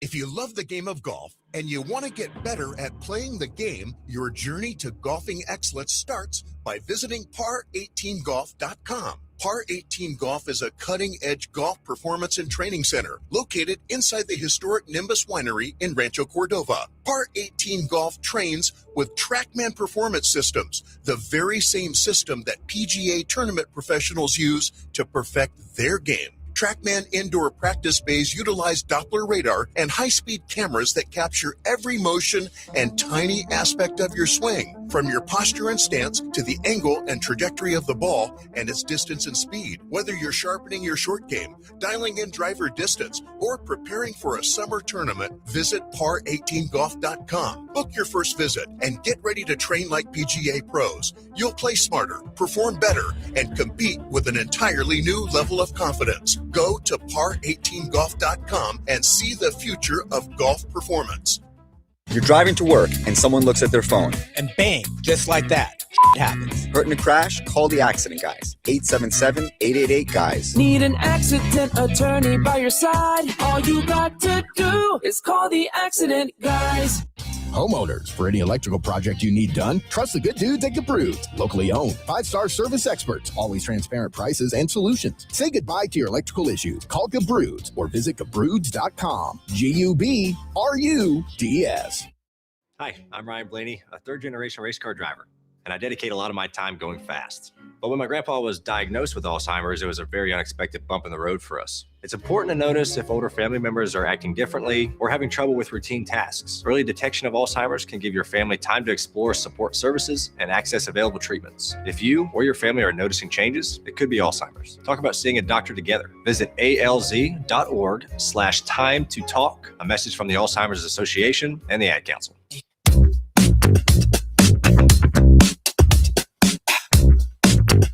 That kind of reminds me of the last time the Yankees and the A's were in a playoff game. It was one game, wild card. The winner, you move on. The loser, and you are done. And I go to New York, and I'm doing my radio show at the studios of WFAN in Lower Manhattan.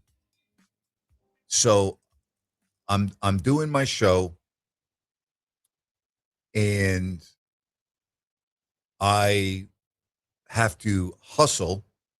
All right. I have to hustle I'm only doing part of my show because I got to make sure I get to the game. So I can't even remember what time I left, but I didn't have a lot of time to get to Yankee Stadium. And that's from Lower Manhattan. You got to go all the way to Upper Manhattan, cross the East River or the Harlem River, the East River, and to 161st Street and River Avenue in the Bronx. So anyway, I get done after doing, I think, an hour, and I get on the subway, and it takes a while to go from Lower Manhattan all the way to Yankee Stadium. And I'm outside the stadium, and there's still a lot of people trying to get in, and there's security, and it's taking longer than normal. And I'm going through the turnstiles, and I hear this amazing roar of the crowd. And, people are listening to the game, and Aaron Judge had just hit a home run in the first inning, and I only heard it. I never saw it. But so I get that. I get that. I missed some moments. Speaking about being late, Ryan, that was not my fault. All right, I had to work. Yeah. And then the subway system is the subway system. I can't get from Lower Manhattan in Chelsea all the way to Yankee Stadium in 10 minutes. That's not possible unless I got somebody picking me up in a helicopter. Yeah, it's a tough ask. You did the best you could. I feel for OP, though. Sometimes when you go in the booths and the suites that have everything there, it's easy to, overindulge. But yeah, I actually, I'm gonna throw my pops under the bus here. He took me and my little brother to see Star Wars. I think it was the one with Darth Maul, the guy with the red face. And my brothers, we have an 11-year age difference between us. And it's coming down to the final scene, and my little brother goes, "Dad, I need to go to the bathroom." My dad turns to me, and he goes, "Ryan, take your brother to the bathroom." And we come back, and the credits are rolling for the movie. I'm like, my gosh. Oh, that's unbelievable. So yeah, that's why I never really got into Star Wars. I was trying to, and then I got sent to the bathroom. I don't ever remember walking into a game late with my dad. In all of the sporting events we ever went to, I don't ever remember getting to a game late. Never. Not one time do I remember walking in with the game already going on. I'm sure it happened, but I can't remember it. If it did happen, it was very rare. Very rare indeed. And we never left games early. I've always told you that.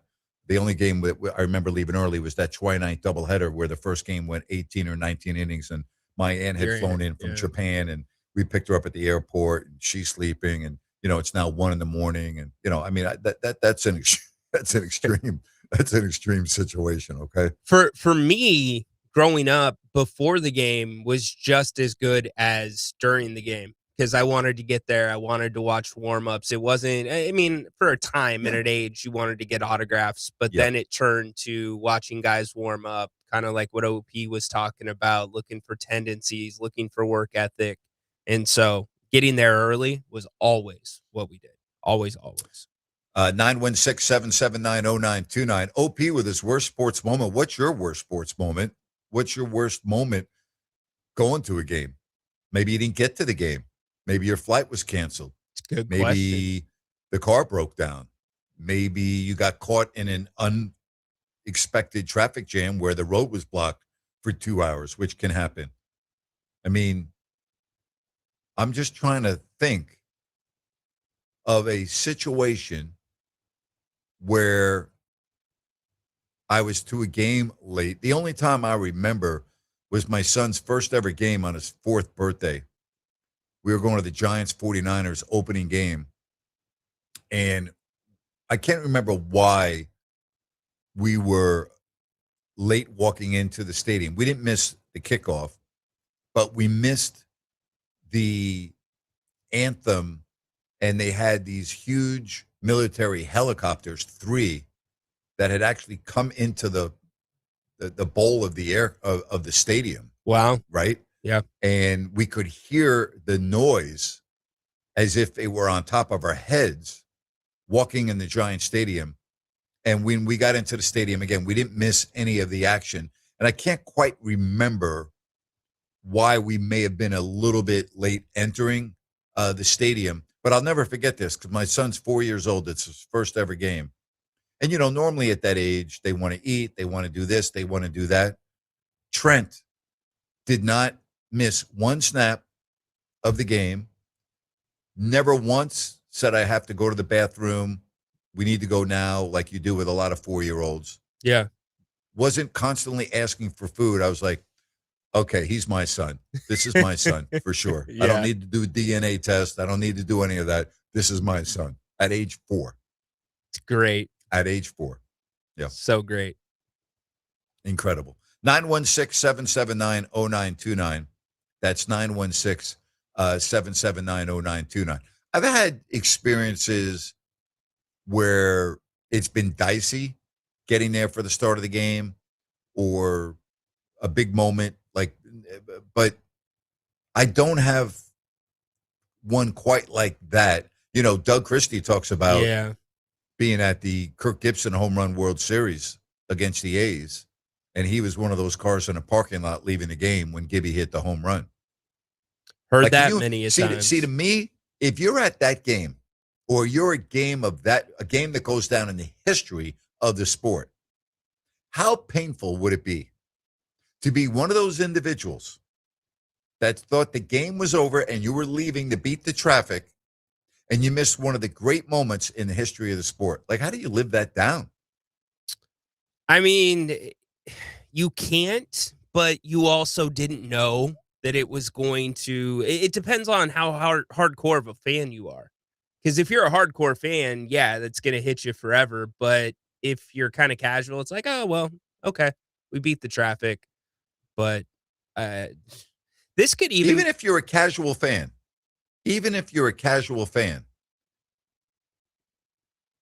fact that you were at that game, okay, and you missed one of the most famous home runs in the history of that organization and in all of baseball. Like, casual fan or not, I don't know how you can deal with that. Because I can't even imagine. Yeah, because your DNA is so much different when it comes to fandom and sport, right? Not everybody is built the way that you are. Not everybody's had the experiences growing up that you have had. So I think it goes from person to person. There's some people, their worst sports moment might be they got caught on TV with Kruk and Kipe, and maybe they didn't give the ball away, and you get a tool, and now you're an internet meme. It can go so many different directions. Or you could be the CEO of a big company with an employee in a suite at a Coldplay concert. Oh, my gosh. Well, the cover-up was worse than the crime. Yes, of course it was. Yes. Well, I always tell the story. Shea Stadium, last game of the year, Buffalo Bills, New York Jets, myself, my brother, Mad Dog Russo. And it's the coldest game I've ever been to, even to this time of my life. Yeah. Never been to a game where I was as cold as that game. And it's a 14-game season. And OJ is trying to break the 2,000-yard barrier for the first time in the history of the NFL. And it's halftime. And you would go stand in the bathroom if you could get in there because it was the only place in the stadium where there was a heater. Well, my brother goes, I'm leaving. I'll just meet you in a car. Don't worry about it. I'm going to go to the car. I'm like, what are you kidding me? You're not going to watch history? He goes, no, I'm like, I never let him hear the end of that. Of course. And I'm like, I'm not leaving. I'm watching history. There's no way I'm coming here to this game and I'm not watching history. And if you look at the highlights of when he ran for over 2,000 yards, there aren't a lot of people in the stands for a monumental record. Had never been done before in the history of the league. It was a big, big deal. And my brother's like, I'll meet you in a car. I'm like, come on. I'm like, give me a break. Okay, is that the best record you've ever seen broken? Like, where would you put that against Klay Thompson's 37? It wasn't a record that was broken. It was a record. It was a milestone that was achieved. Right. Okay. Thank you for the clarification. He had already broken the record for most rushing yards in a season. No one had ever done 2,000 yards in a season, and that was 14. So the most incredible thing I've seen to this day was Klay Thompson scoring 37 points in one quarter. Yeah. I mean, when you think about that, just stop for a moment and think about scoring 37 points in a game is pretty amazing. The vast majority of players, Olden Polynice, and I don't even know, but I bet you OP's never scored 37 points in a game. The vast number of players that have ever played in the NBA have never scored 37 points in a game. Yeah. And Klay Thompson did it in one quarter. Right? Yeah. So, I mean, when I think of great achievements and things that I've seen, that would be right up there. I was at the game where Ricky Henderson broke the stolen base record. I was at that game. There have been some other games, but nothing quite like what I witnessed in that game with Klay Thompson. It's incredible. It's funny. I bet if you put a poll out on social and said, what are you more impressed by, Klay's 37-point quarter or Bam Adebayo's 83-point game? It's not even close to me. It would be Klay still. Yeah, of course. It's that those two aren't even close in my opinion because of the number of free throws that Adebayo had. But it's not. It's hey, you can get there. You got to make the free throws. It's not easy to always. No, I'm not. I'm not saying it's easy, but I mean, I still shake my head that I was there, and not only was I there, that I announced that occurrence, that incredible 12 minutes of basketball of Klay Thompson. This is just, I'll never forget it. Were you on the bus ride home after that game? Yeah. What was it like? Oh, we were all talking about it. I mean, it was, it was, everyone was talking about it. Yeah. Players too? We weren't, at that time, there were two buses. So I wasn't on the bus with the players going home, but I was in the locker room after the game. Yeah, they were talking about it. Yeah. Yeah. All right. Don't forget, Grant's Rant is coming up in a little bit. What are, heard from OP. You heard me. One of my stories.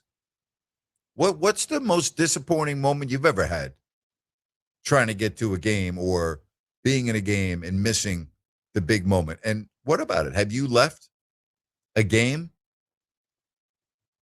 Whatever. Whatever the reason. Did you not go to a game? Did you pass it up? Yeah, whatever. But you had a ticket or you were at the game and you missed one of the biggest moments for whatever reason. You had to get home because the babysitter was whatever the reason.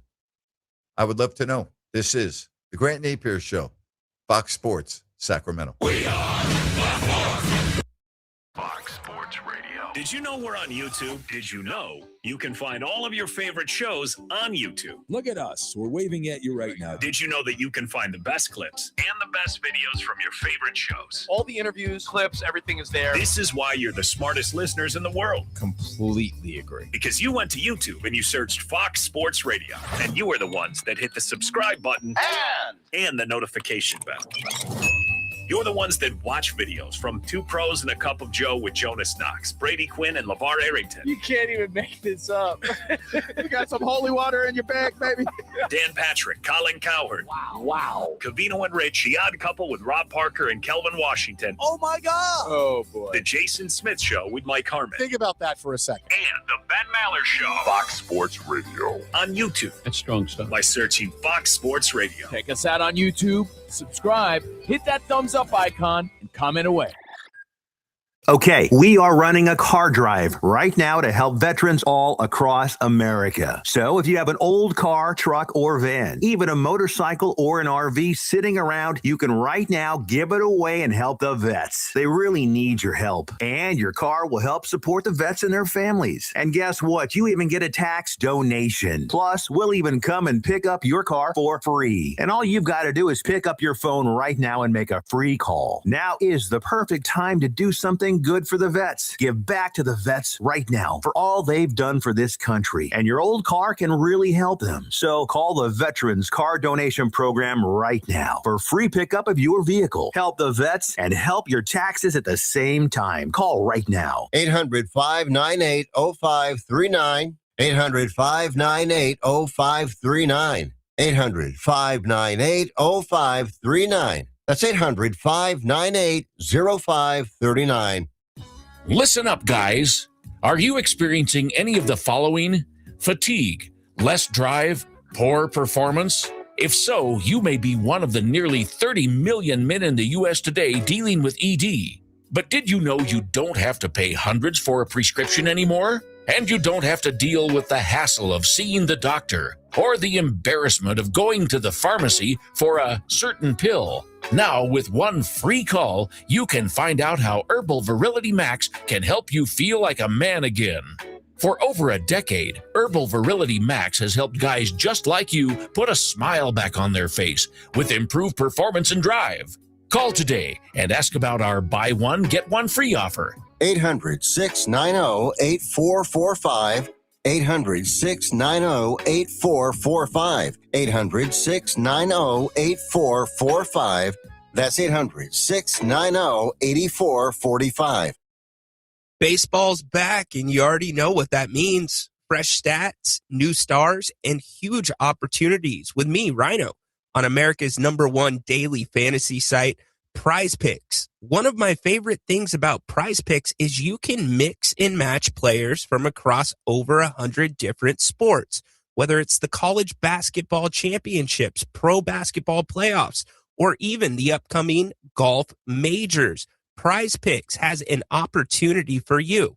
It's simple. Choose 2 to 6 players, pick more or less on their stat projections, and let them win the night for you. Download the Prize Picks app today using the code Rhino50 to get $50 in free lineups after you play your first $5 lineup. That's code Rhino, RYNO 50 to get $50 in free lineups after you play your first $5 lineup. Join my community. Find your community. Prize Picks. It's good to be right.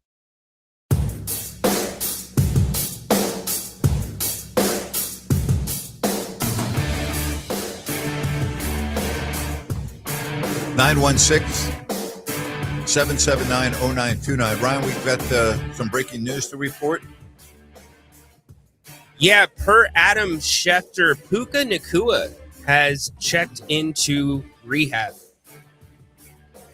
I'm going to say this about Puka. I don't know him. I admire his football talent. He's an incredible wide receiver. But his pattern of behavior, particularly over the last year, has been, at the very least, questionable, alarming. Yep. And I didn't stop and think, maybe this guy's dealing with an addiction. But I did say to myself, there's something not right with him. Because here's my thought process on individuals that I don't know. Anything can happen to anybody at any time. But if it is a reoccurrence, if the same things continue to occur, you can't just blame it on somebody else. And I'm sorry. I always accept an I'm sorry.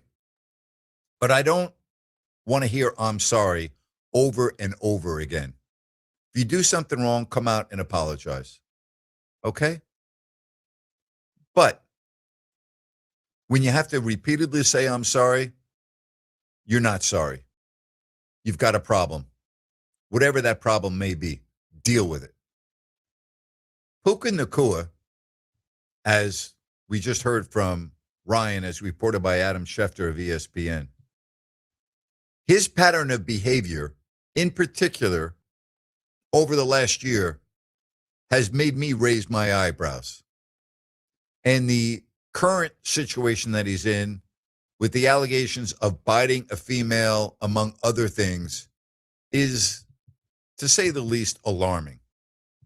So if this news is indeed accurate, and I have no reason to believe that it's not if it's coming from Adam Schefter, I can't say that I would be surprised. All right, let's get to Mike in Folsom. Mike, how are you? Whoop. Doing great, Grant. Thanks for taking my call. Thank you. Yeah, talking about the game that I left that I shouldn't have Yeah. was Brian Johnson's home run against the Dodgers late in the season. And actually the ball was hit pretty much to the seat that I was sitting in. How about that, huh? Yeah. Didn't realize it till I got home, left the stadium, heard the crowd roar, going, oh my gosh, I'm missing something. Heard the home run on the radio in the car, got home, saw the news, and went, oh my gosh, those are the two people I was sitting next to. Wow. That's unbelievable, isn't it? Seriously. Yeah. Wow. Yeah, a game that I should have never left. For sport, got the bases loaded, and I left. I appreciate it. Thanks very much for sharing. Bye-bye. Thanks for taking my call, Graham. Thank Bye. you. That's unbelievable. The ball was hit to where he was sitting. Oh, incredible. 916-779-0929. That's 916-779-0929. So you think about the news that we had this week with Tiger and Adam Schefter, as Ryan has stated, reporting about Nakua going into rehab. You just hope these individuals get the help that they need to change their life. Fortunately for Puka Nakua, as we sit here and talk about April, and I doubt very much Shefty would be putting out an April Fool's joke of that magnitude. No. No, I know, but I'm saying that because there are people that think, well, gee, I wonder if it's an April Fool's joke. No, not something like this. He's got several months now to work on what he needs to work on before the football season begins in September. But wouldn't you agree his pattern of behavior over the last year and some of his actions have been questionable, to say the least? Yeah, I think I pushed back when we had the conversation. I said this is something more than just behavior, because the live streams, the things that were happening in the locker room, on the field, even during interviews, just very erratic, very up and down. And I will say this, for anybody that is a professional athlete and struggling, and I think there's a bigger conversation that we can have around this. And I'm not saying that Puka Nakua's issue has to do with painkillers or anything. I'm not making that speculation, but you can certainly look at the way that sports have treated athletes over the past 30, 40 years and their symptoms of pain and what that's led to and how that's starting to change. But back to my original point, there's not a better time to do it after Tiger Woods does it, right? Correct. If you're going to go and it's something, do it right now. It's the right cycle. Yeah. Well, when you think about the changes in society with medicinal marijuana being one, I'll never forget this. I was on Radio Row in Houston at the Super Bowl years ago. It just so happened to work out. The Kings were playing the Rockets that week. And so I was doing my radio show from Radio Row, and Kyle Turley was a guest. And Kyle had been an All-Pro and one of the top offensive guards in the history of the NFL. Mm-hmm. And I'm interviewing Kyle Turley, and I'm interviewing him, and he said, "This saved my life." And I stopped him like, whoa. I go, excuse me. I go, it saved your life? He said, yes. Had it not been for medicinal marijuana, I would be dead. And I did a kind of like, whoa.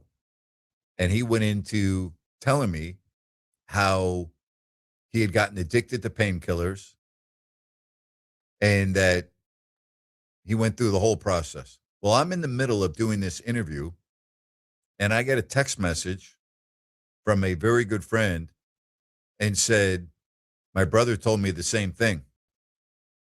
And I had known that his brother had done 4 tours of duty and had PTSD. And he told me, he goes, my brother told me the exact same thing. And it really opened up my eyes to something I had never really thought of before when I was interviewing Turley. And then in the middle of the interview, I got that message from a very good friend of mine. That for me was a wow moment. All right, let's get to Big Al. Big Al, welcome to the show. How are you, sir? Mr. Grant Napear, I'm talking to the man, your faithful assistant. We're having a great talk, and then thank you, Grant. Appreciate it. No, I watched I don't know why I do this, Grant. I don't. You have issues. The Golf Channel. Let me hold back on that. But there's times I can't even listen to what they say. It's almost like a paid schluck show, on that. But they had an excellent doctor who's going to be, had discussions with Tiger and what the treatment could be. And he was saying, well, here's what he's got to go through. And it's not, and of course, we all know it's not just because his body's breaking. He did a lot of very bad training. I don't know if you ever studied what he did, the most infamous being when Tiger thought he could be like his great Army Ranger dad, and he did that SEAL training with the guys down there. He loves the military. He's been very, very beneficial to military in that. But that screwed him up, Grant. You know that. You play golf. I play golf. Go listen, 300 pounds. Anyway, but then it's the mental state. And he says, I don't know. Tiger has said what he wants to do. And for him to get there, it's a hard road. He's going to be on a very hard road. Yep. Very hard. Yep. Hey, Al, thanks for the call. I appreciate it. Thank you very much. Yep. 2 hours in the books, 1 hour left. Of course, the third hour always starts off with Grant's Rant. We also invite your phone calls at 916-779-0929. Kings are going to be starting in about 10 minutes. We'll keep you updated on that game. Giants lose. A's lose. This is Fox Sports Sacramento.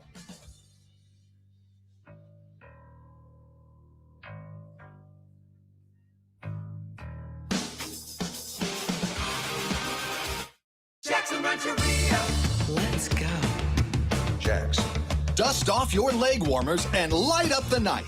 It's time for our Bingo Glow Show, the 17th. With over $10,000 in prizes, the stakes have never looked so bright. Score a cash jackpot of $1,199. Let's glow. Let's go. Fire up those taste buds with a new kitchen gadget, a hot dog roller, cast iron fajita plate, or even a burger press with a cheese melting dome. Earn 1,000 points on your Dreamcatcher's club card, and you'll score that week's gift, Thursdays or Fridays, 10 a.m. to 10 p.m. Let's eat. Everybody knows Jackson's where you go. Jackson Rancheria. Let's go. Let's go. Ignite your night with games and gifts at Jackson. Jackson Rancheria. Let's go. Are you or do you know a veteran or a family in need of a heating or air conditioning unit?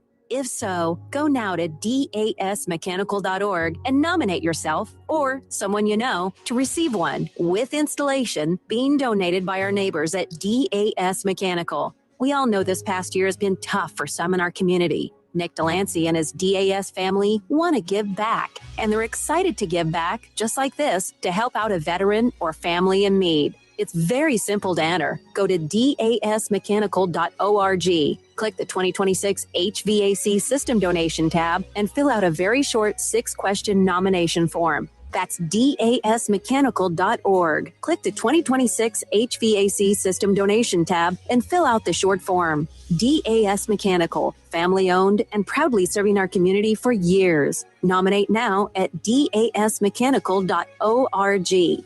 That's dasmechanical.org. I'm Dan Patrick, and this is Above the Noise. When you step back and let the final moments settle in, the ending of the Duke-UConn game came down to a glaring mismatch in personnel maturity. Duke will always have talent. Year after year, the roster resets with elite one-and-doners expected to win immediately. The upside is obvious. The drawback shows up in moments like this, moments of pressure, because experience can't be rushed. The Boozer twins have the talent to carry Duke for years, but late turnovers in a game like that are part of the learning curve.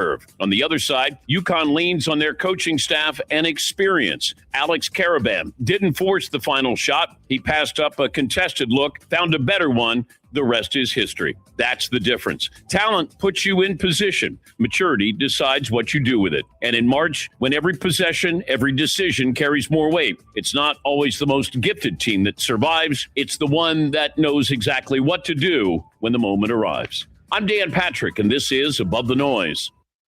2 words, prostate exam. Relax. Screening starts with a simple finger-free blood test. Around 1 in 8 men in the United States will be diagnosed with prostate cancer in their lifetime. Prostate cancer can have over a 99% 5-year relative survival rate when caught at a localized or regional stage. If you're 40 or over and have a prostate, visit relaxitsabloodtest.com to see if a PSA blood test is right for you. Talk to your doctor about screening and the next steps. Sponsored by Novartis. Millions of people move every year for all kinds of reasons. When that time comes, it helps to go with a company you can trust. Penske Truck Rental. Their trucks are clean, newer, well-maintained, and you get free unlimited miles on one-way rentals. And there's no fee if you want to change your reservation. They've got over 2,500 locations and live support around the clock. Penske helps you gain ground like no other company can. Go to PenskeTruckRental.com or download the Penske Truck Rental app.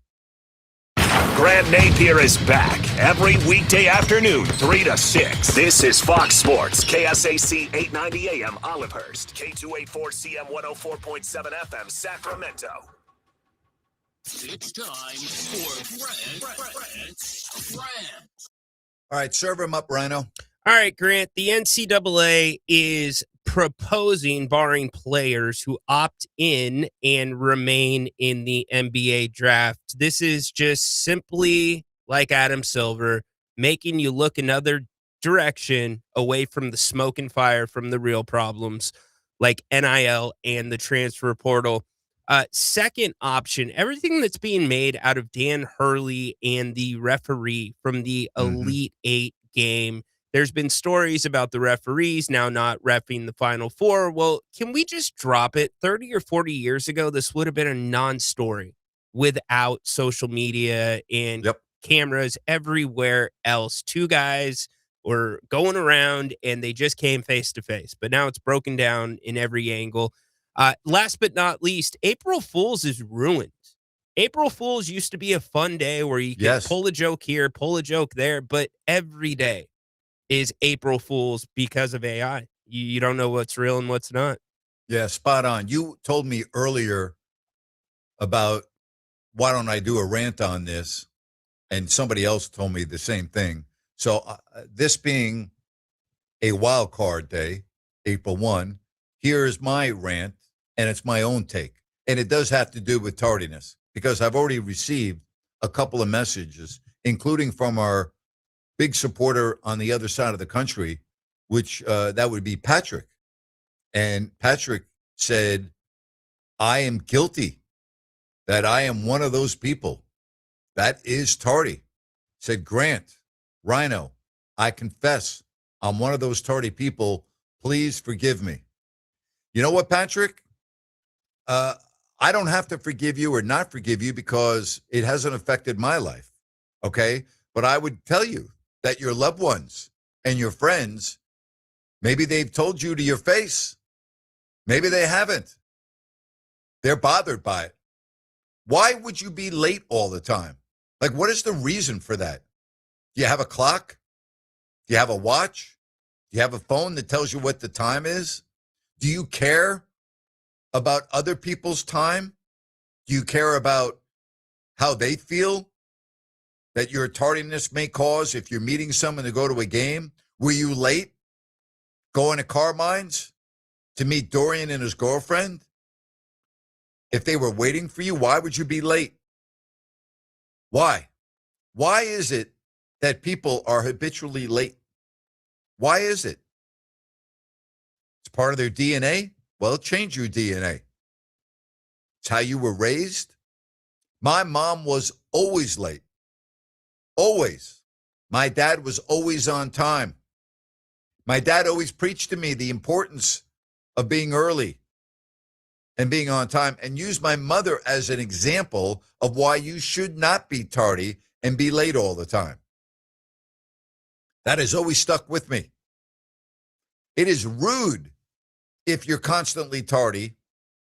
It is a really, in my opinion, negative quality on your life because it's so easy to correct. You have an appointment at 2 o'clock. It takes you 30 minutes to get there. Leave 45 minutes ahead of the time, because that way if you get caught at a long traffic light or there's slow traffic, you now have a little bit of extra time built in. And so let's say it's only 30 minutes and you get there 15 minutes early. Is that the end of the world? Are you late for your doctor's appointments and then you get upset because you're in the waiting room, waiting? Well, guess what? You missed your turn. Now you have to get back in line. Or the dentist. And what about the doctor or the dentist?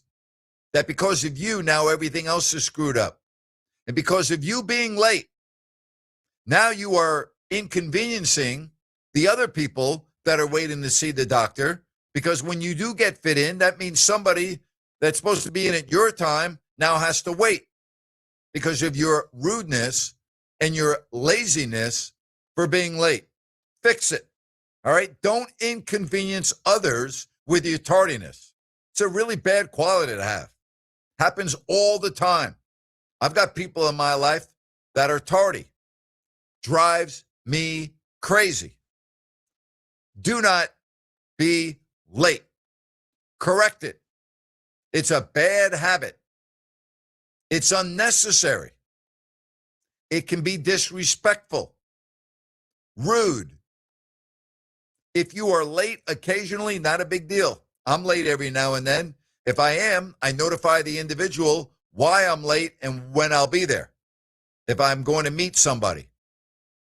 Normally, I'm the first one there. Normally, I'm always there before somebody else if we're going out to do something. Restaurant, game, whatever. Don't be late. Fix it. Good for Tom Coughlin saying if you're not 5 minutes early, you're late and you'll be fine for the meeting. Good. That's the way I'd run my team too. If you're late to a team meeting, don't bother coming. You know what used to drive me crazy? Almost every coach, and Rick Adelman, who I love dearly, was terrible at this. Players, namely Chris Webber, would be late to the plane every single time. And you know what? You need the Phil Jackson approach. The plane leaves at 1 o'clock. The doors are going to close at 12:50 or 12:55. And I don't care if you're Shaquille O'Neal or you're Kobe Bryant or you're the 12th guy on the bench. The doors are closing. And yes, I can see your car in the parking lot and I can see you getting out of the car, but you're late. Goodbye. Not waiting for you. We're not waiting on the bus for the players that are late getting out of the hotel. Too bad. Take a taxi. Get to the arena on your own. Plane leaves at 1 o'clock. If you're not on the plane, in your seat at 12:55, you'll have to fly on your own, pick up the expense, and we'll see you later. Be on time. And there needs to be repercussions. There needs to be a penalty, especially when you're on a team. Rick always used to wait for Chris. It was ridiculous. Would wait for others. Now, sometimes you get notification that there was a big accident on 80. Well, or I-5. Okay, then you wait. That's a different circumstance. You have now documented evidence of why individuals are late. But here's the deal. You want to fix tardiness if you're a team owner, a team general manager, a team coach, whatever the case may be? Very simple. Leave once. Close the doors on your star player or your last player. One time. You make that individual then figure out how they're going to go from Sacramento to Atlanta and the cost and everything else, the inconvenience of maybe having to buy a commercial ticket and walk through the airport like a normal person and go through security like another person or a normal person, get on the plane like anyone else, deal with delays, deal with connections, do that one time as a spoiled athlete. One time. And you know what? That individual will never be late for a flight again. Never. But when you say, okay, that's an acceptable or accepted pattern of behavior, They're going to do it time and time again. And who's inconvenienced? Everyone else sitting on the airplane. The pilots, the flight attendants, air traffic control. Go right on down the list. Close the freaking door. Only once in my 32-year career did a coach do that and say, enough, we're leaving. Once. Never happened again. That player was never late again. That's what it takes. Be on time. Period. Tardiness, out the window. Patrick, pattern of behavior, unacceptable. Fix it. That's my rant for today. That just is unacceptable. Thank you. Okay. Doug was never late, by the way. So, excellent rant. Even better use of the word tardy. That's like one of those words that does not get used enough. There's a few of them. But what about the other side of things? You mentioned a doctor. What happens when the doctors are always running late? Well, first of all, why are they running late? I don't know. Could be a complicated Very often they're case. running late because patients get to their appointments late. Or in the case of a doctor that also does surgery, you can understand why a doctor who does surgeries in the morning and is in the office in the afternoon may be running behind schedule. I get that. Okay. What about the movies? Hey, movie starts at 3 p.m. No, it doesn't. It doesn't start till 3:35. Previews start at 3 p.m. But that's different. Okay. That's different. Everyone knows that when you go to a movie now, you have the nonsense of all of the previews, the popcorn and soda commercials. We all get that. That's a known part of going to a movie. No one expects that a movie that says it starts at 3 o'clock, the actual motion picture starts at 3 o'clock. Nobody thinks that. But not 30, 35 minutes. I understand, but everyone knows it's a substantial amount of time. It's the same thing when you promote sports on TV. The coverage on Fox Sports begins at 4 o'clock. Right. Yeah, the coverage. The game starts at 4:30 or whatever. I'm using that as an example. Yeah. No, I got you.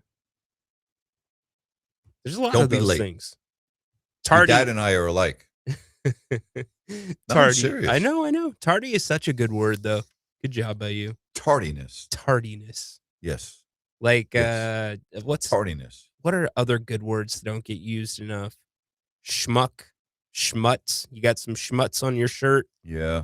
There's good words. You like the tardy, huh? I like tardy. Yeah. I always had, on the report card when I was in school, there was always the tardy box. Mine was never, ever checked off. Never. Like that was part of your report card. The that you had to tardy send- box. The tardy box, yes. There are all these boxes, behavior.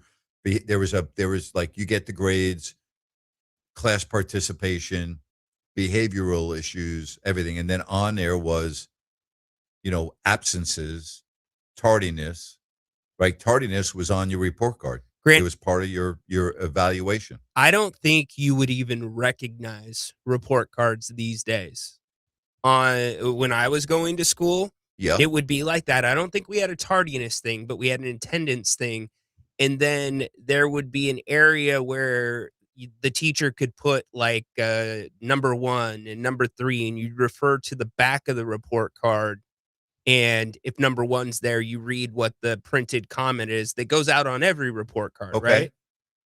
Report cards now, or at least my son's report card that just came home, the teachers have to write narratives. Really? About each student in each different area. It's crazy. Tardiness is not on there, though. Okay. Achua, Reynaud, DeRozan, Carter, Clifford, the 5 starters for the Kings. Barnes is playing for Toronto. Jacob Poeltl, Barrett, Barnes. They are on for Toronto. All right. So the game is underway in Tio. Late start. That's going to be a brutal trip home. That is going to be a late departure for the travel party of the Sacramento Kings with an 8 o'clock start. I'm thinking at game ends, let's just say 10:15 in the locker room, head to the airport 11 to 11:15. Mhm. Arrive at the Toronto International Airport 11:45-ish. Go through immigration to the airplane 12:30, 12:45-ish. Wheels up at about 1 a.m., which is 10 p.m. Pacific time. This time of year, not terrible headwinds. I'm going to put it at 5.5 hours. 5.5? Yeah. Wow. Yeah. 5 to 5.5. Yeah. From Toronto, maybe 5. So call it 5. Land 2 to 2:30 in the morning. And you're at home Friday against New Orleans. Yep. So no practice tomorrow, definitely. Probably No. no shoot around on I would Friday. think that. Well, what do you need? What do you need shoot arounds at this time of the year? Yeah. Well, I heard some shoot arounds have been optional. At That's times surprising. this I've never season. heard of an optional shoot. Yeah, either have I. I have not confirmed that, but that is something that has Well, with the way this season's gone, there should be optional games. If you don't want to play, don't worry about it. Isn't that what the injury report is for most teams these days? Yeah, it really is. Not Kings are off to a hot start. They have 2 points with 2.5 minutes gone by in the first quarter. not probable, not questionable. Don't even have to show up. Like Sabonis, what do you think that Optional. conversation's like with his agent? We're not coming to Sacramento. Fine us, take my money, whatever. No, you know what? This is pure speculation. If I had to drop for reckless speculation, I would drop it. I would think that both sides are playing nice right now. Sabonis isn't speaking out. He's not making a peep. His agent hasn't come out and said anything. But on the flip side, I think inside the Kings know he ain't going to be there the rest of the season. I think the two sides are maybe handling this well, if I had to guess what's going on, because nothing about him's coming up, right? Nothing. Yeah. Somebody said, Grant, when you were young, single days, and if a young lady was late for a date, would that be a deal breaker for you? If it happened more than once, yes. And I would be very direct. I'm like, hey, don't be late again. So, yes, it would be. Absolutely. Yes. It's for me, and again, this is me speaking. I'm not speaking for Ryan. I'm not speaking for Patrick. It's a character trait that is bothersome to me. And if I'm looking at a possibility of dating someone with maybe a long-term relationship and or marriage, that's a deal breaker for me. That's just, again, we all compromise in life, right? Whether it's a friend, whether it's a partner, whatever. You compromise is part of life. I don't compromise on that. That's the one thing I don't compromise on. Hey, I'm kind of upset that Patrick's coming in here and being honest and vulnerable, but he still hasn't answered our question. Patrick, Which was this you in the press room asking Doug Christie a question in Brooklyn? And speaking of the opportunity, Maxine, Yeek, Devin Carter, how do you evaluate what they're giving late in the season? Is that you, Patrick? We need to know. It's a great point. He could have gotten the credential. You never know, right? Yeah. Maybe. Yeah. All right. We are going to get you right up to the top of the hour. Keep you up to date on the Kings baseball. Giants lose to the Padres. The A's lose, and they are flying back home to get ready for their home opener on Friday against Houston. Kings and Raptors tied at 8, 4 minutes, 10 seconds into the first quarter.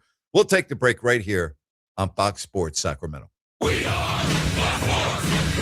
This is Kurt Bagelman. Does your business need more customers? If you said no, congratulations. If you said yes, then you need to consider advertising your products and services. People need to know you exist, and then why your business is worth considering to spend their money with.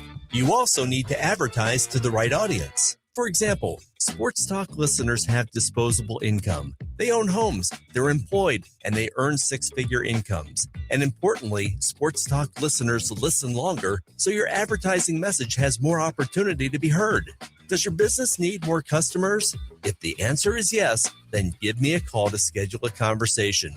We'll discuss your objectives, talk about potential strategies, and also determine if Fox Sports Radio is a good station for you to consider. Call me, 916-779-0914. Radio gets results, and we are here to help. Call 916-779-0914. Okay, we are running a car drive right now to help veterans all across America. So if you have an old car, truck, or van, even a motorcycle or an RV sitting around, you can right now give it away and help the vets. They really need your help. And your car will help support the vets and their families. And guess what? You even get a tax donation. Plus, we'll even come and pick up your car for free. And all you've got to do is pick up your phone right now and make a free call. Now is the perfect time to do something good for the vets. Give back to the vets right now for all they've done for this country. And your old car can really help them. So call the Veterans Car Donation Program right now for free pickup of your vehicle. Help the vets and help your taxes at the same time. Call right now. 800-598-0539. 800-598-0539. 800-598-0539. That's 800-598-0539. Have you ever tried to buy gold and silver and felt like you were talking to a used car salesman? That's because the precious metals industry is like the Wild West. Salesmen can say pretty much anything or make any promise they want without repercussion. But Genesis Gold Group is different. They're a faith-driven Christian precious metals company and believe in educating their customers, not pressuring them for a quick sale. Genesis Gold Group focuses on customer service, not sleazy marketing. Genesis Gold Group is named after the first book of the Bible for a reason. Proper stewardship of wealth is their specialty. Find out why they've earned a 5 out of 5 rating through the Better Business Bureau and how they can help you secure your wealth or retirement through physical precious metals. Call right now to learn more. 800-497-8464. 800-497-8464. 800-497-8464. That's 800-497-8464.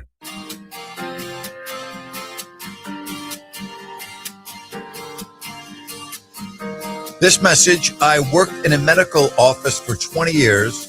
If your first appointment of the day is late, the entire day is a bust. Yeah. Spot on. Spot on. 916-779-0929. We say hello to Lynn. Lynn, welcome to the show. How are you this afternoon? Hey, Grant. How are you doing?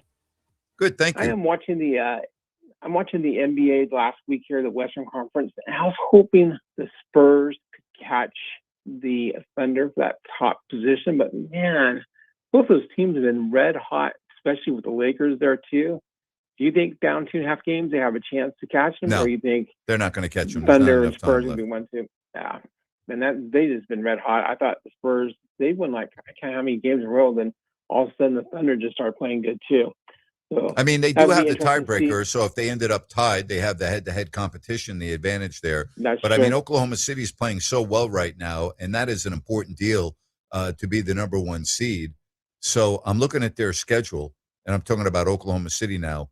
Their big game is the Lakers because they're playing very well, and then they have to be at the Lakers. So they do have a tough schedule. They have the Lakers twice, and they have Denver, and then they end the season with Phoenix. So, I mean, their schedule is not easy. All right, their schedule is very difficult, but they're also playing at a extremely high level. Like I think that they should at least win one of those 2 games against the Lakers, if not more. So, you know, I listen. I'm not saying you can't do it because they do have the tiebreaker, but with how well they're playing, and then I'm looking at the Spurs schedule. I'm sure you've done this as well. Their schedule is they got Denver twice.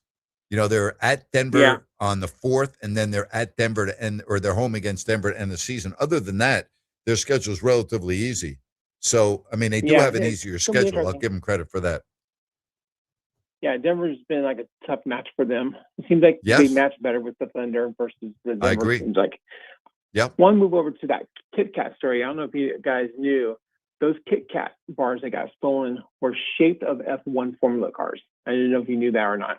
You were kidding me. All those Kit Kat. Come on. No, it was a it's a big promotion because Kit Kat is a huge sponsor. And every year they do these Kit Kat F1 cars. And the candy is shaped as an F1 car. And those are the 12 tons that got stolen. That is So Kit Kat unbelievable. has I had no idea. Yeah, Kit Kat actually has a place where you could put the bar on and see if it's been stolen. It's kind of funny. I want to move over to that race. Did you get a chance to see the race in Japan? Yes, I did. I'm having a real problem with F1 this year. I find it very uninteresting. And obviously the danger aspect now, Colapino with the accident that he had and the speeds. With Behrman, yeah. And, Carlos Sainz came out and was saying, hey, we were lucky this wasn't Baca or another Baku or another like track where you have like no room, because there was the run out there on that track and he hit the wall at 50 Gs. And the drivers are all saying, hey, you know what? Now that we've got the break, because there's no race for 2 weeks or 2 events because of the war, that you need to figure this out.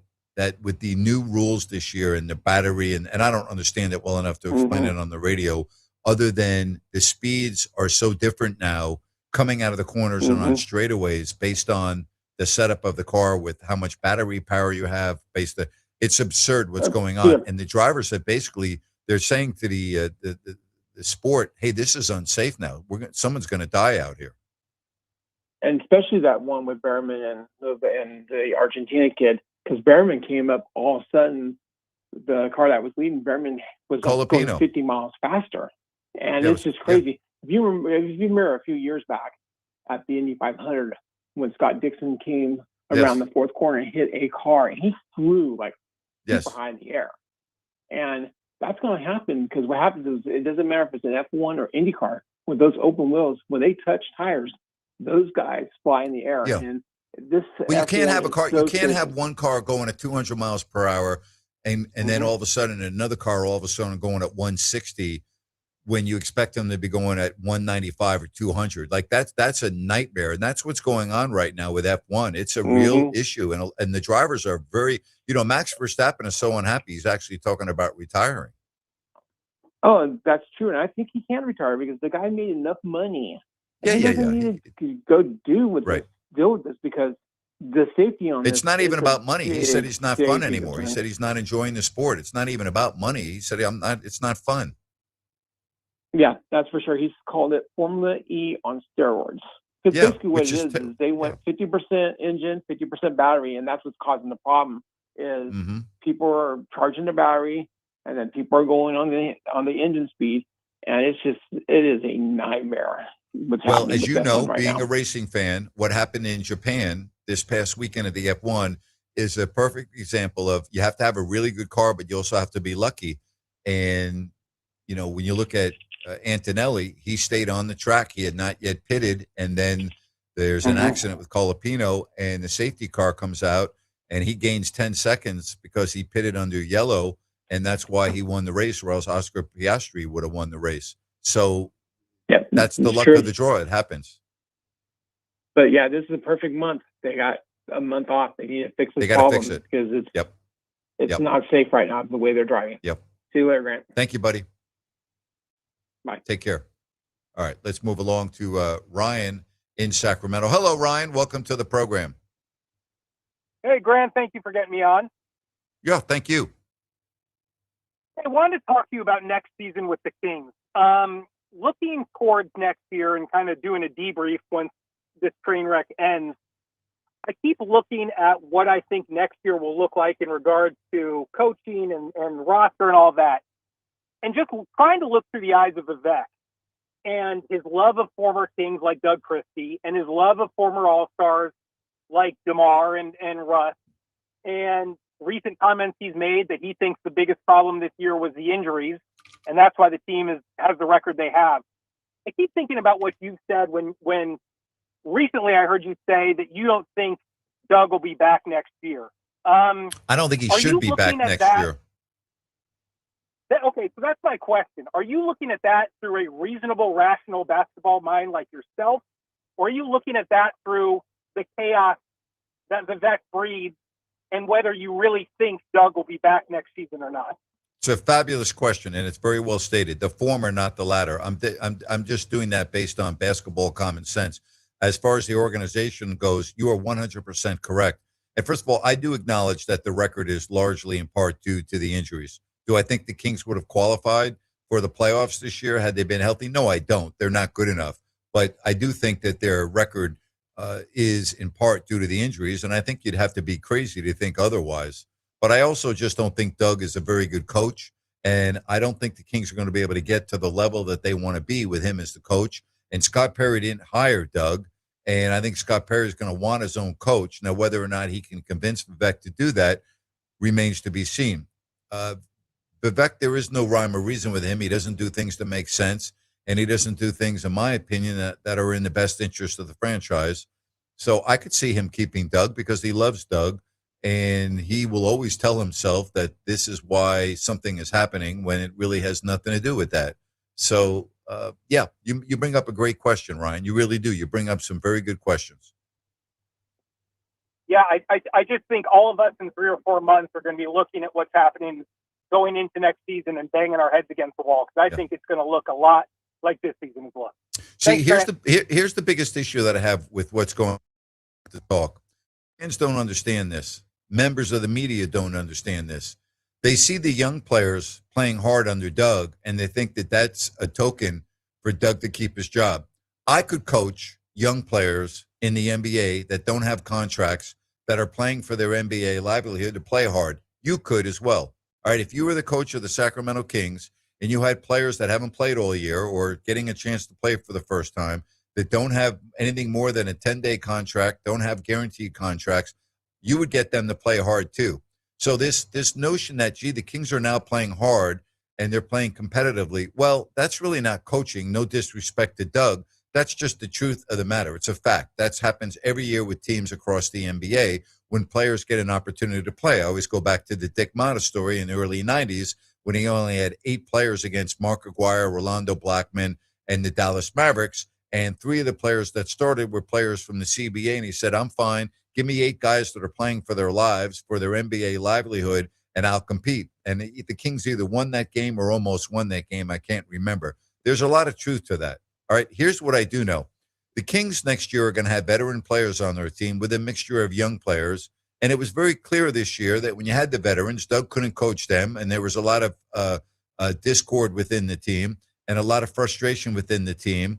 And it was a mess. I don't want to see that mess again. I think you need an established veteran coach to take this mess moving forward. That's my opinion. Yeah, I didn't attend a single game this season for the first time in 25 years, and I feel like the same thing is going to happen next year too. Yeah. Ryan, appreciate the phone call. A very good question. Thank you. Ryan, I want to bring you in. I do not look at young players competing and playing hard as coaching. All right, I'm sorry. And I don't mean to discredit any coach, whether it's Doug Christie or a coach on another organization. I don't think that is a big achievement.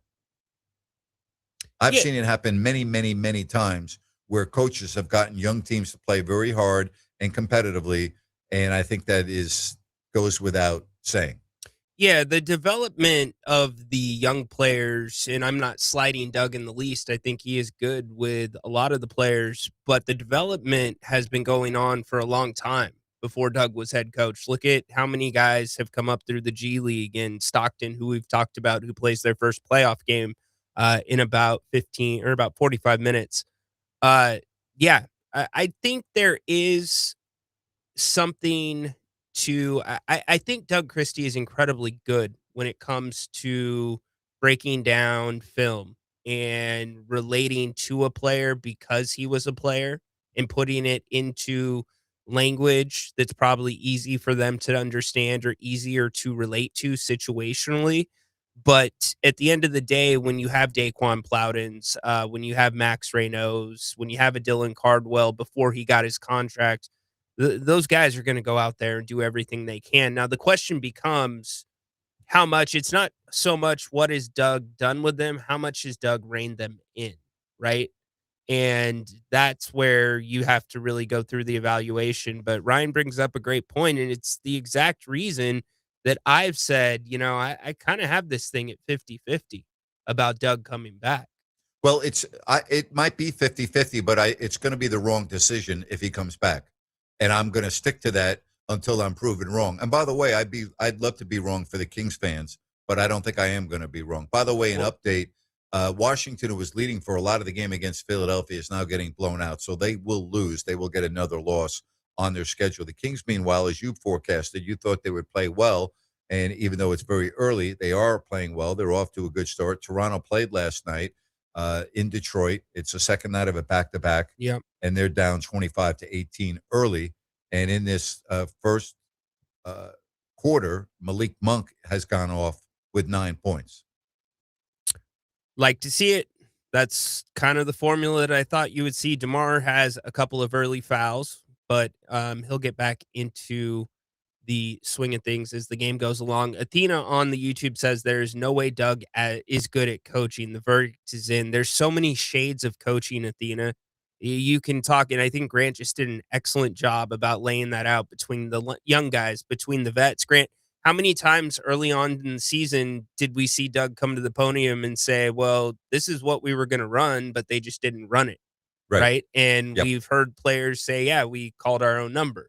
So there's shades to it. I guess for me, you know what my biggest issue? I haven't seen any offense all year.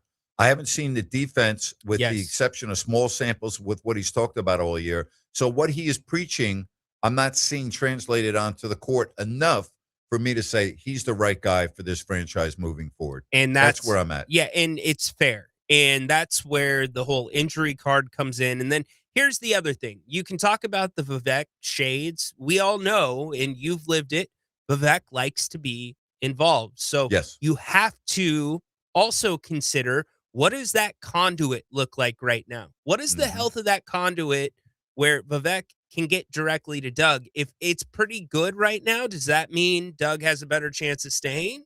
If Doug is not pushing back on Vivek, you have to weigh all those things.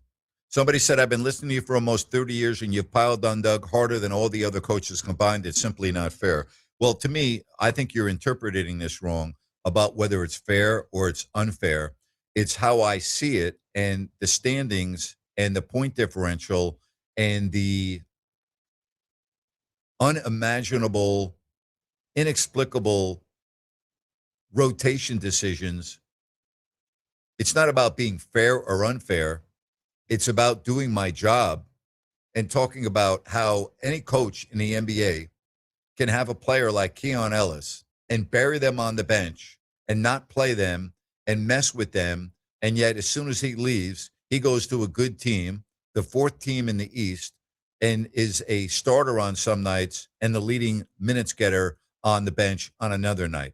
Okay, that is a glaring issue. When I see Malik Monk, who is a very good NBA player, and everyone knows he's a very good NBA player, all of a sudden being messed with, jerked around, not playing, some nights playing, some nights not playing, some nights playing 7 minutes, some nights playing 30 minutes, I have a problem with that. When I see a 37-year-old point guard who is destroying the team in the fourth quarter, playing 35 and 40 minutes some nights, to me, I have a problem with that. I look at that as coaching. And so, you know, you can say it's fair or unfair. I think that when you say it's unfair, what is unfair about criticism of the things that I just laid out? Why is that unfair? Do you think that would be unfair if I was in New York or Philadelphia or Chicago or Houston or Dallas or LA or many other markets across the NBA questioning a decision not to play a player like Keon Ellis, not to play a player like Malik Monk, to take a guy coming off injury like Sabonis and not start him for one game, which is fine, but then not start him for another game and another game? I mean, do you think that's unfair, or do you think that maybe you're just too sensitive and can't handle criticism? You should ask yourself, answer that question, and I'd be happy for you to call up and we can have this conversation at 916-779-0929 right here. Final segment, straight ahead, Fox Sports Sacramento.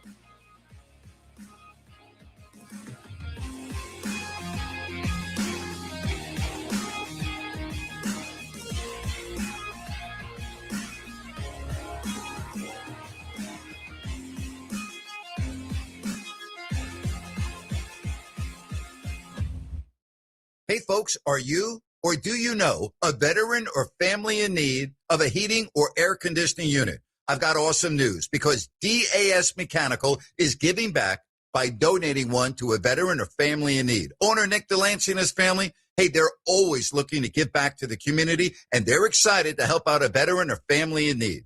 Just go to dasmechanical.org and nominate yourself or, hey, someone you know to receive one. And yes, it comes with installation. It's very simple to enter. Go to dasmechanical.org, click the 2026 HVAC system donation tab. Fill out a very short 6-question nomination form. Nominate now at dasmechanical.org. DAS Mechanical, family owned, locally owned, HVAC experts serving Sacramento for years. For all of your HVAC needs, DAS will exceed your expectations. Once again, that's dasmechanical.org. It's the All Things Legal Show, heard every Saturday morning from 8 to 9. Join your host, Craig Ashton, with an entertaining and eclectic view of all things legal. Saturday mornings from 8 to 9. Remember, for the best advice, don't think twice. Call Ashton and Price. Okay, we are running a car drive right now to help veterans all across America. So if you have an old car, truck, or van, even a motorcycle or an RV sitting around, you can right now give it away and help the vets. They really need your help. And your car will help support the vets and their families. And guess what? You even get a tax donation. Plus, we'll even come and pick up your car for free. And all you've got to do is pick up your phone right now and make a free call. Now is the perfect time to do something good for the vets. Give back to the vets right now for all they've done for this country. And your old car can really help them. So call the Veterans Car Donation Program right now for free pickup of your vehicle. Help the vets and help your taxes at the same time. Call right now. 800-598-0539. 800-598-0539. 800-598-0539. That's 800-598-0539. Investors, keep listening to learn how to get your free gold report. A currency crisis is upon us. The U.S. dollar has been the world's reserve currency for over 50 years, but that is changing. It's time to protect your retirement. Decades of reckless borrowing and spending have critically weakened the dollar. The U.S. has become the world's biggest debtor with over $35 trillion in debt. Plus, the dollar's become weaponized. Countries are dumping it. Investors who wait until it's too late could lose big. There is one safe haven: gold. Diversify your portfolio with a physical asset they can't take away. Call the Reagan Gold Group right now and ask for your free gold guide. Here's our number. 800-941-4184. 800-941-4184. 800-941-4184. That's 800-941-4184. Learn how to make your money matter more. Join Michael Matter every Saturday morning for advice about 401ks, habits for successful retirement, Social Security, and more. The Matter Financial Report, Saturdays at 7 a.m. here on Fox Sports Radio Sacramento. Michael Matter offers investment advisory services through Grading Advisors, LLC, 877-885-0508, an SEC-registered investment advisor. The Matter Financial Group is not a registered investment advisor nor an affiliate of Grading Advisors. Insurance offered through Michael Matter, independent agent. My retired friends are going back to work. I'm worried Social Security won't be enough. BenefitsCheckup.org connected me to $1,000 a month for food and medicine. It's free. Visit BenefitsCheckup.org today. Supported by the U.S. Administration for Community Living.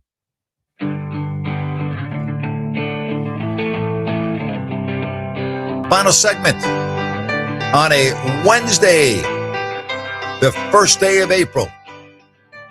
Fox Sports Sacramento. That same individual sent me another message on the chat line at 916-779-0929. The individual that said he's been listening to me for 30 years and I'm unfair as it relates to Doug. He said Mike Brown also buried Keon Ellis. You forgot that? No, I wasn't on the radio when Mike Brown was coaching, and we used to talk about that all the time on our post-game shows and at halftime with Jerry Reynolds and Rhino. And maybe you forgot the fact that he was fired. Are you aware that Mike Brown was fired, and that was one of the reasons, in my opinion? Why? From the 916, Grant, this is the worst coaching job in the history of the Sacramento Kings history. No, you were not wrong, Grant. but you are 100% correct. Worst Kings team ever. And yes, I've been watching them from day one, even being a Spurs fan. All right, here's some other messages from the stream that we're doing on YouTube on our chat line. He's just not a powerful figure, in my opinion. Said this one exactly responding to criticism of Doug. If your players don't listen to you, that makes you a bad coach. Sorry, I love Doug. And a lot of others coming in as well. This is not personal. I've talked about this ad nauseum. I don't even look at the record as why Doug should be back or shouldn't be back. I look at how he coaches, how he has handled the bench when he's had a roster, what he preaches, and yet his team doesn't do what he preaches. There's just, to me, a major disconnect that has gone on this year. And for that reason, and I have also documented, Ryan, that Doug's not Scott Perry's hire. I think all of this points towards a new coach next year, but the owner is the wild card here. 100%. I've said, as we got into this season, Doug Christie's biggest mistake, and I said this early on, was choosing a style of play that didn't fit this group of players. Correct. And as the season's gone on and what Doug wants to create is not something that you can recreate. What he played with in 01, 02, 03, 04, that's organic. That's a chemistry that has only been brewed, in my opinion, 3 to 4 times in the NBA. So if there's an adjustment there, we'll see. But like, as the Keon Ellis comment, I guess my question to you is, if you have an established coach in here and you are being told from above, we are not going to play this guy, we're going to feature this guy because we want to trade them, et cetera, does an established coach not listen? Because Mike Brown, if that was the thing, let's go with this, because he buried Keon Ellis too. How do we know that's not organizational? Okay, well, here's the deal. If the coach and the general manager are in lockstep, if the general manager hires the coach and they have a relationship, they have a connection, generally everything is in lockstep. And generally speaking, that also would coincide with the owner, although not always. But if you allow the general manager to hire the coach, that is like they're connected at the hip. Ryan, you've heard Sean Salisbury talk about this on this show and on the podcast about it is absolutely essential that your head coach and your general manager are aligned in every single thing that you do. Yeah. And without it, it can't happen. Now, I'm not saying that Scott Perry and Doug don't work together well or what have you. I'm not saying that. What I am saying is that Scott Perry did not hire Doug, and Doug's been around the block a couple of times. And so I'm going to ask you, Ryan, I always go back to common sense. Are you going to try to convince me that Scott Perry, who, let's just call it the way it is on his last job in the NBA, where the success of the team will depend on his longevity with this job and his tenure in Sacramento? Are you telling me that Scott Perry thinks that the best way for him to obtain where he wants to get in his last job and the tenure of his long NBA career would be to have an unproven coach that he didn't hire? You think Scott Perry is not sitting back watching the issues that have gone on with this team? Forget about the injuries for a minute, and not questioning and saying, I can't, this can't happen. I mean, come on, it's common sense. Yeah. Now, whether he will be given the leeway by the owner, as you pointed out, is something that I don't know. Yeah, I can't push back on that. I can't. I guess with Vivek Ranadive at the helm of this team, there's like 4 options for success in my mind with the Sacramento Kings. The first is he sells the team. Which is not going to happen. The second option is you get that player that this team's never had, and you just can't screw it up because he's so good, Yep. and players want to play around that player. The third is you have to have, and you lined this out, you have to have a GM and a coach. And I'm not saying that Scott Perry and Doug Christie aren't doing this, but you have to have a GM and a coach that basically double team the owner. That if we're going to talk to the owner, we're all talking to the owner together. Yes. To where you are walking in together and walking out together of the owner's office. You're not taking his phone calls when the other person's not around. And that's the hard part with Vivek, because there's so many other people around. You would have to put him in that position to where he has to listen to those two. All right. And then there are the other aspects of this. I always talk about the NBA being a close-knit fraternity. There are no secrets in the league. All right. What happened in the 2 times that the Sacramento Kings played the New York Knicks this year? What happened at the end of the game? They did not look, there was no handshake. Mike That's Brown right. made no acknowledgement of Doug Christie. Doug seemed to be a little upset in his post-game presser after the first Yes. So Mike Brown was the head coach. Doug was the 4th assistant on the bench, correct? Yes. Mike Brown gets fired. Who becomes the coach? Doug. Right. Who made that decision? The Vivek. owner. Right. Why would Mike Brown have an issue with Doug Christie, who doesn't make that decision, if there was not something else going on that really bothered Mike Brown about that? Mike Brown's the head coach of the Knicks. He's making twice as much money in New York that he was in Sacramento. Who would rather coach Sacramento than the Knicks? Nobody. So Mike Brown's in a much better place. Yeah. How often do you see an assistant coach not even look at the coach that was there before him? There's something going on here. And as I said, there's a lot of information within the league that is talked about on a very regular basis. Right. As it pertains to what I'm talking about. Right. Did Doug backstab Mike Brown? Was he going to Vivek behind his back? Why is it that Mike Brown, who, by the way, is a very effervescent, outspoken, when I mean outspoken, I have been in the league a long time. You're not going to find people that speak poorly about Mike Brown as a person. Now, you might have people that speak poorly about Mike Brown as a coach. I talked to a former player of Mike Brown's, said, what a great guy. Love him. Not a good coach, but love him. Yeah. You don't hear people say bad things about Mike Brown, and yet you don't have Doug Christie, a former player who is the 4th coach in line, and Mike Brown don't even look at each other? Have you ever asked yourself and really get into the situation? Why is that?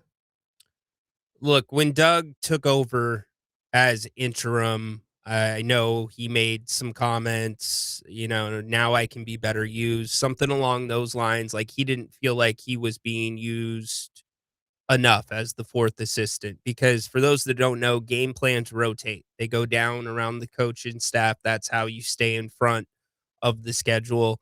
You can speculate that a lot of Mike Brown's offense was taken out of this offense this season. The Sabonis looks were supposed to increase when, in fact, Sabonis was poorly used when he was available. I don't know what happened. And did you hear? And can I interrupt you real quickly, Sure. since we're up against a time frame? Because I think this.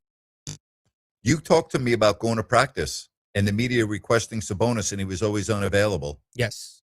Because he didn't want to be asked questions. He didn't want to have to answer them.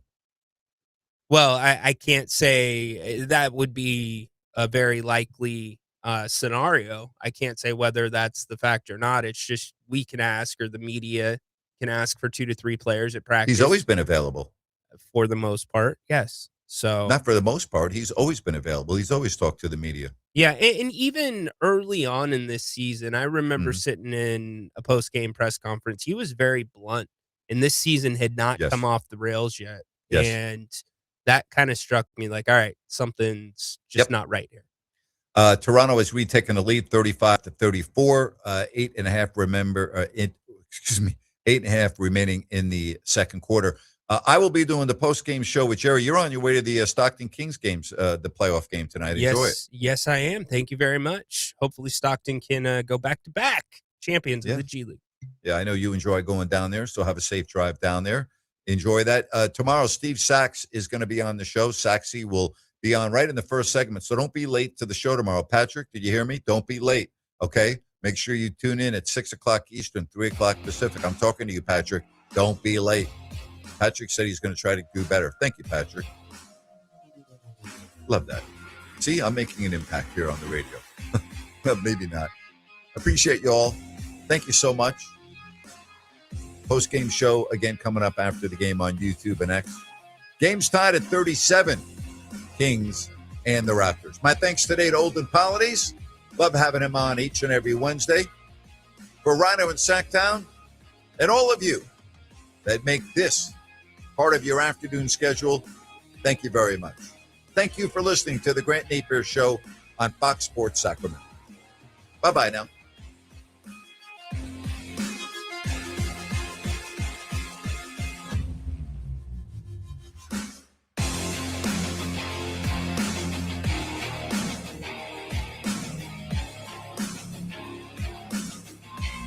If you love the game of golf and you want to get better at playing the game, your journey to golfing excellence starts by visiting par18golf.com. Par 18 Golf is a cutting-edge golf performance and training center located inside the historic Nimbus Winery in Rancho Cordova. Par 18 Golf trains with TrackMan Performance Systems, the very same system that PGA tournament professionals use to perfect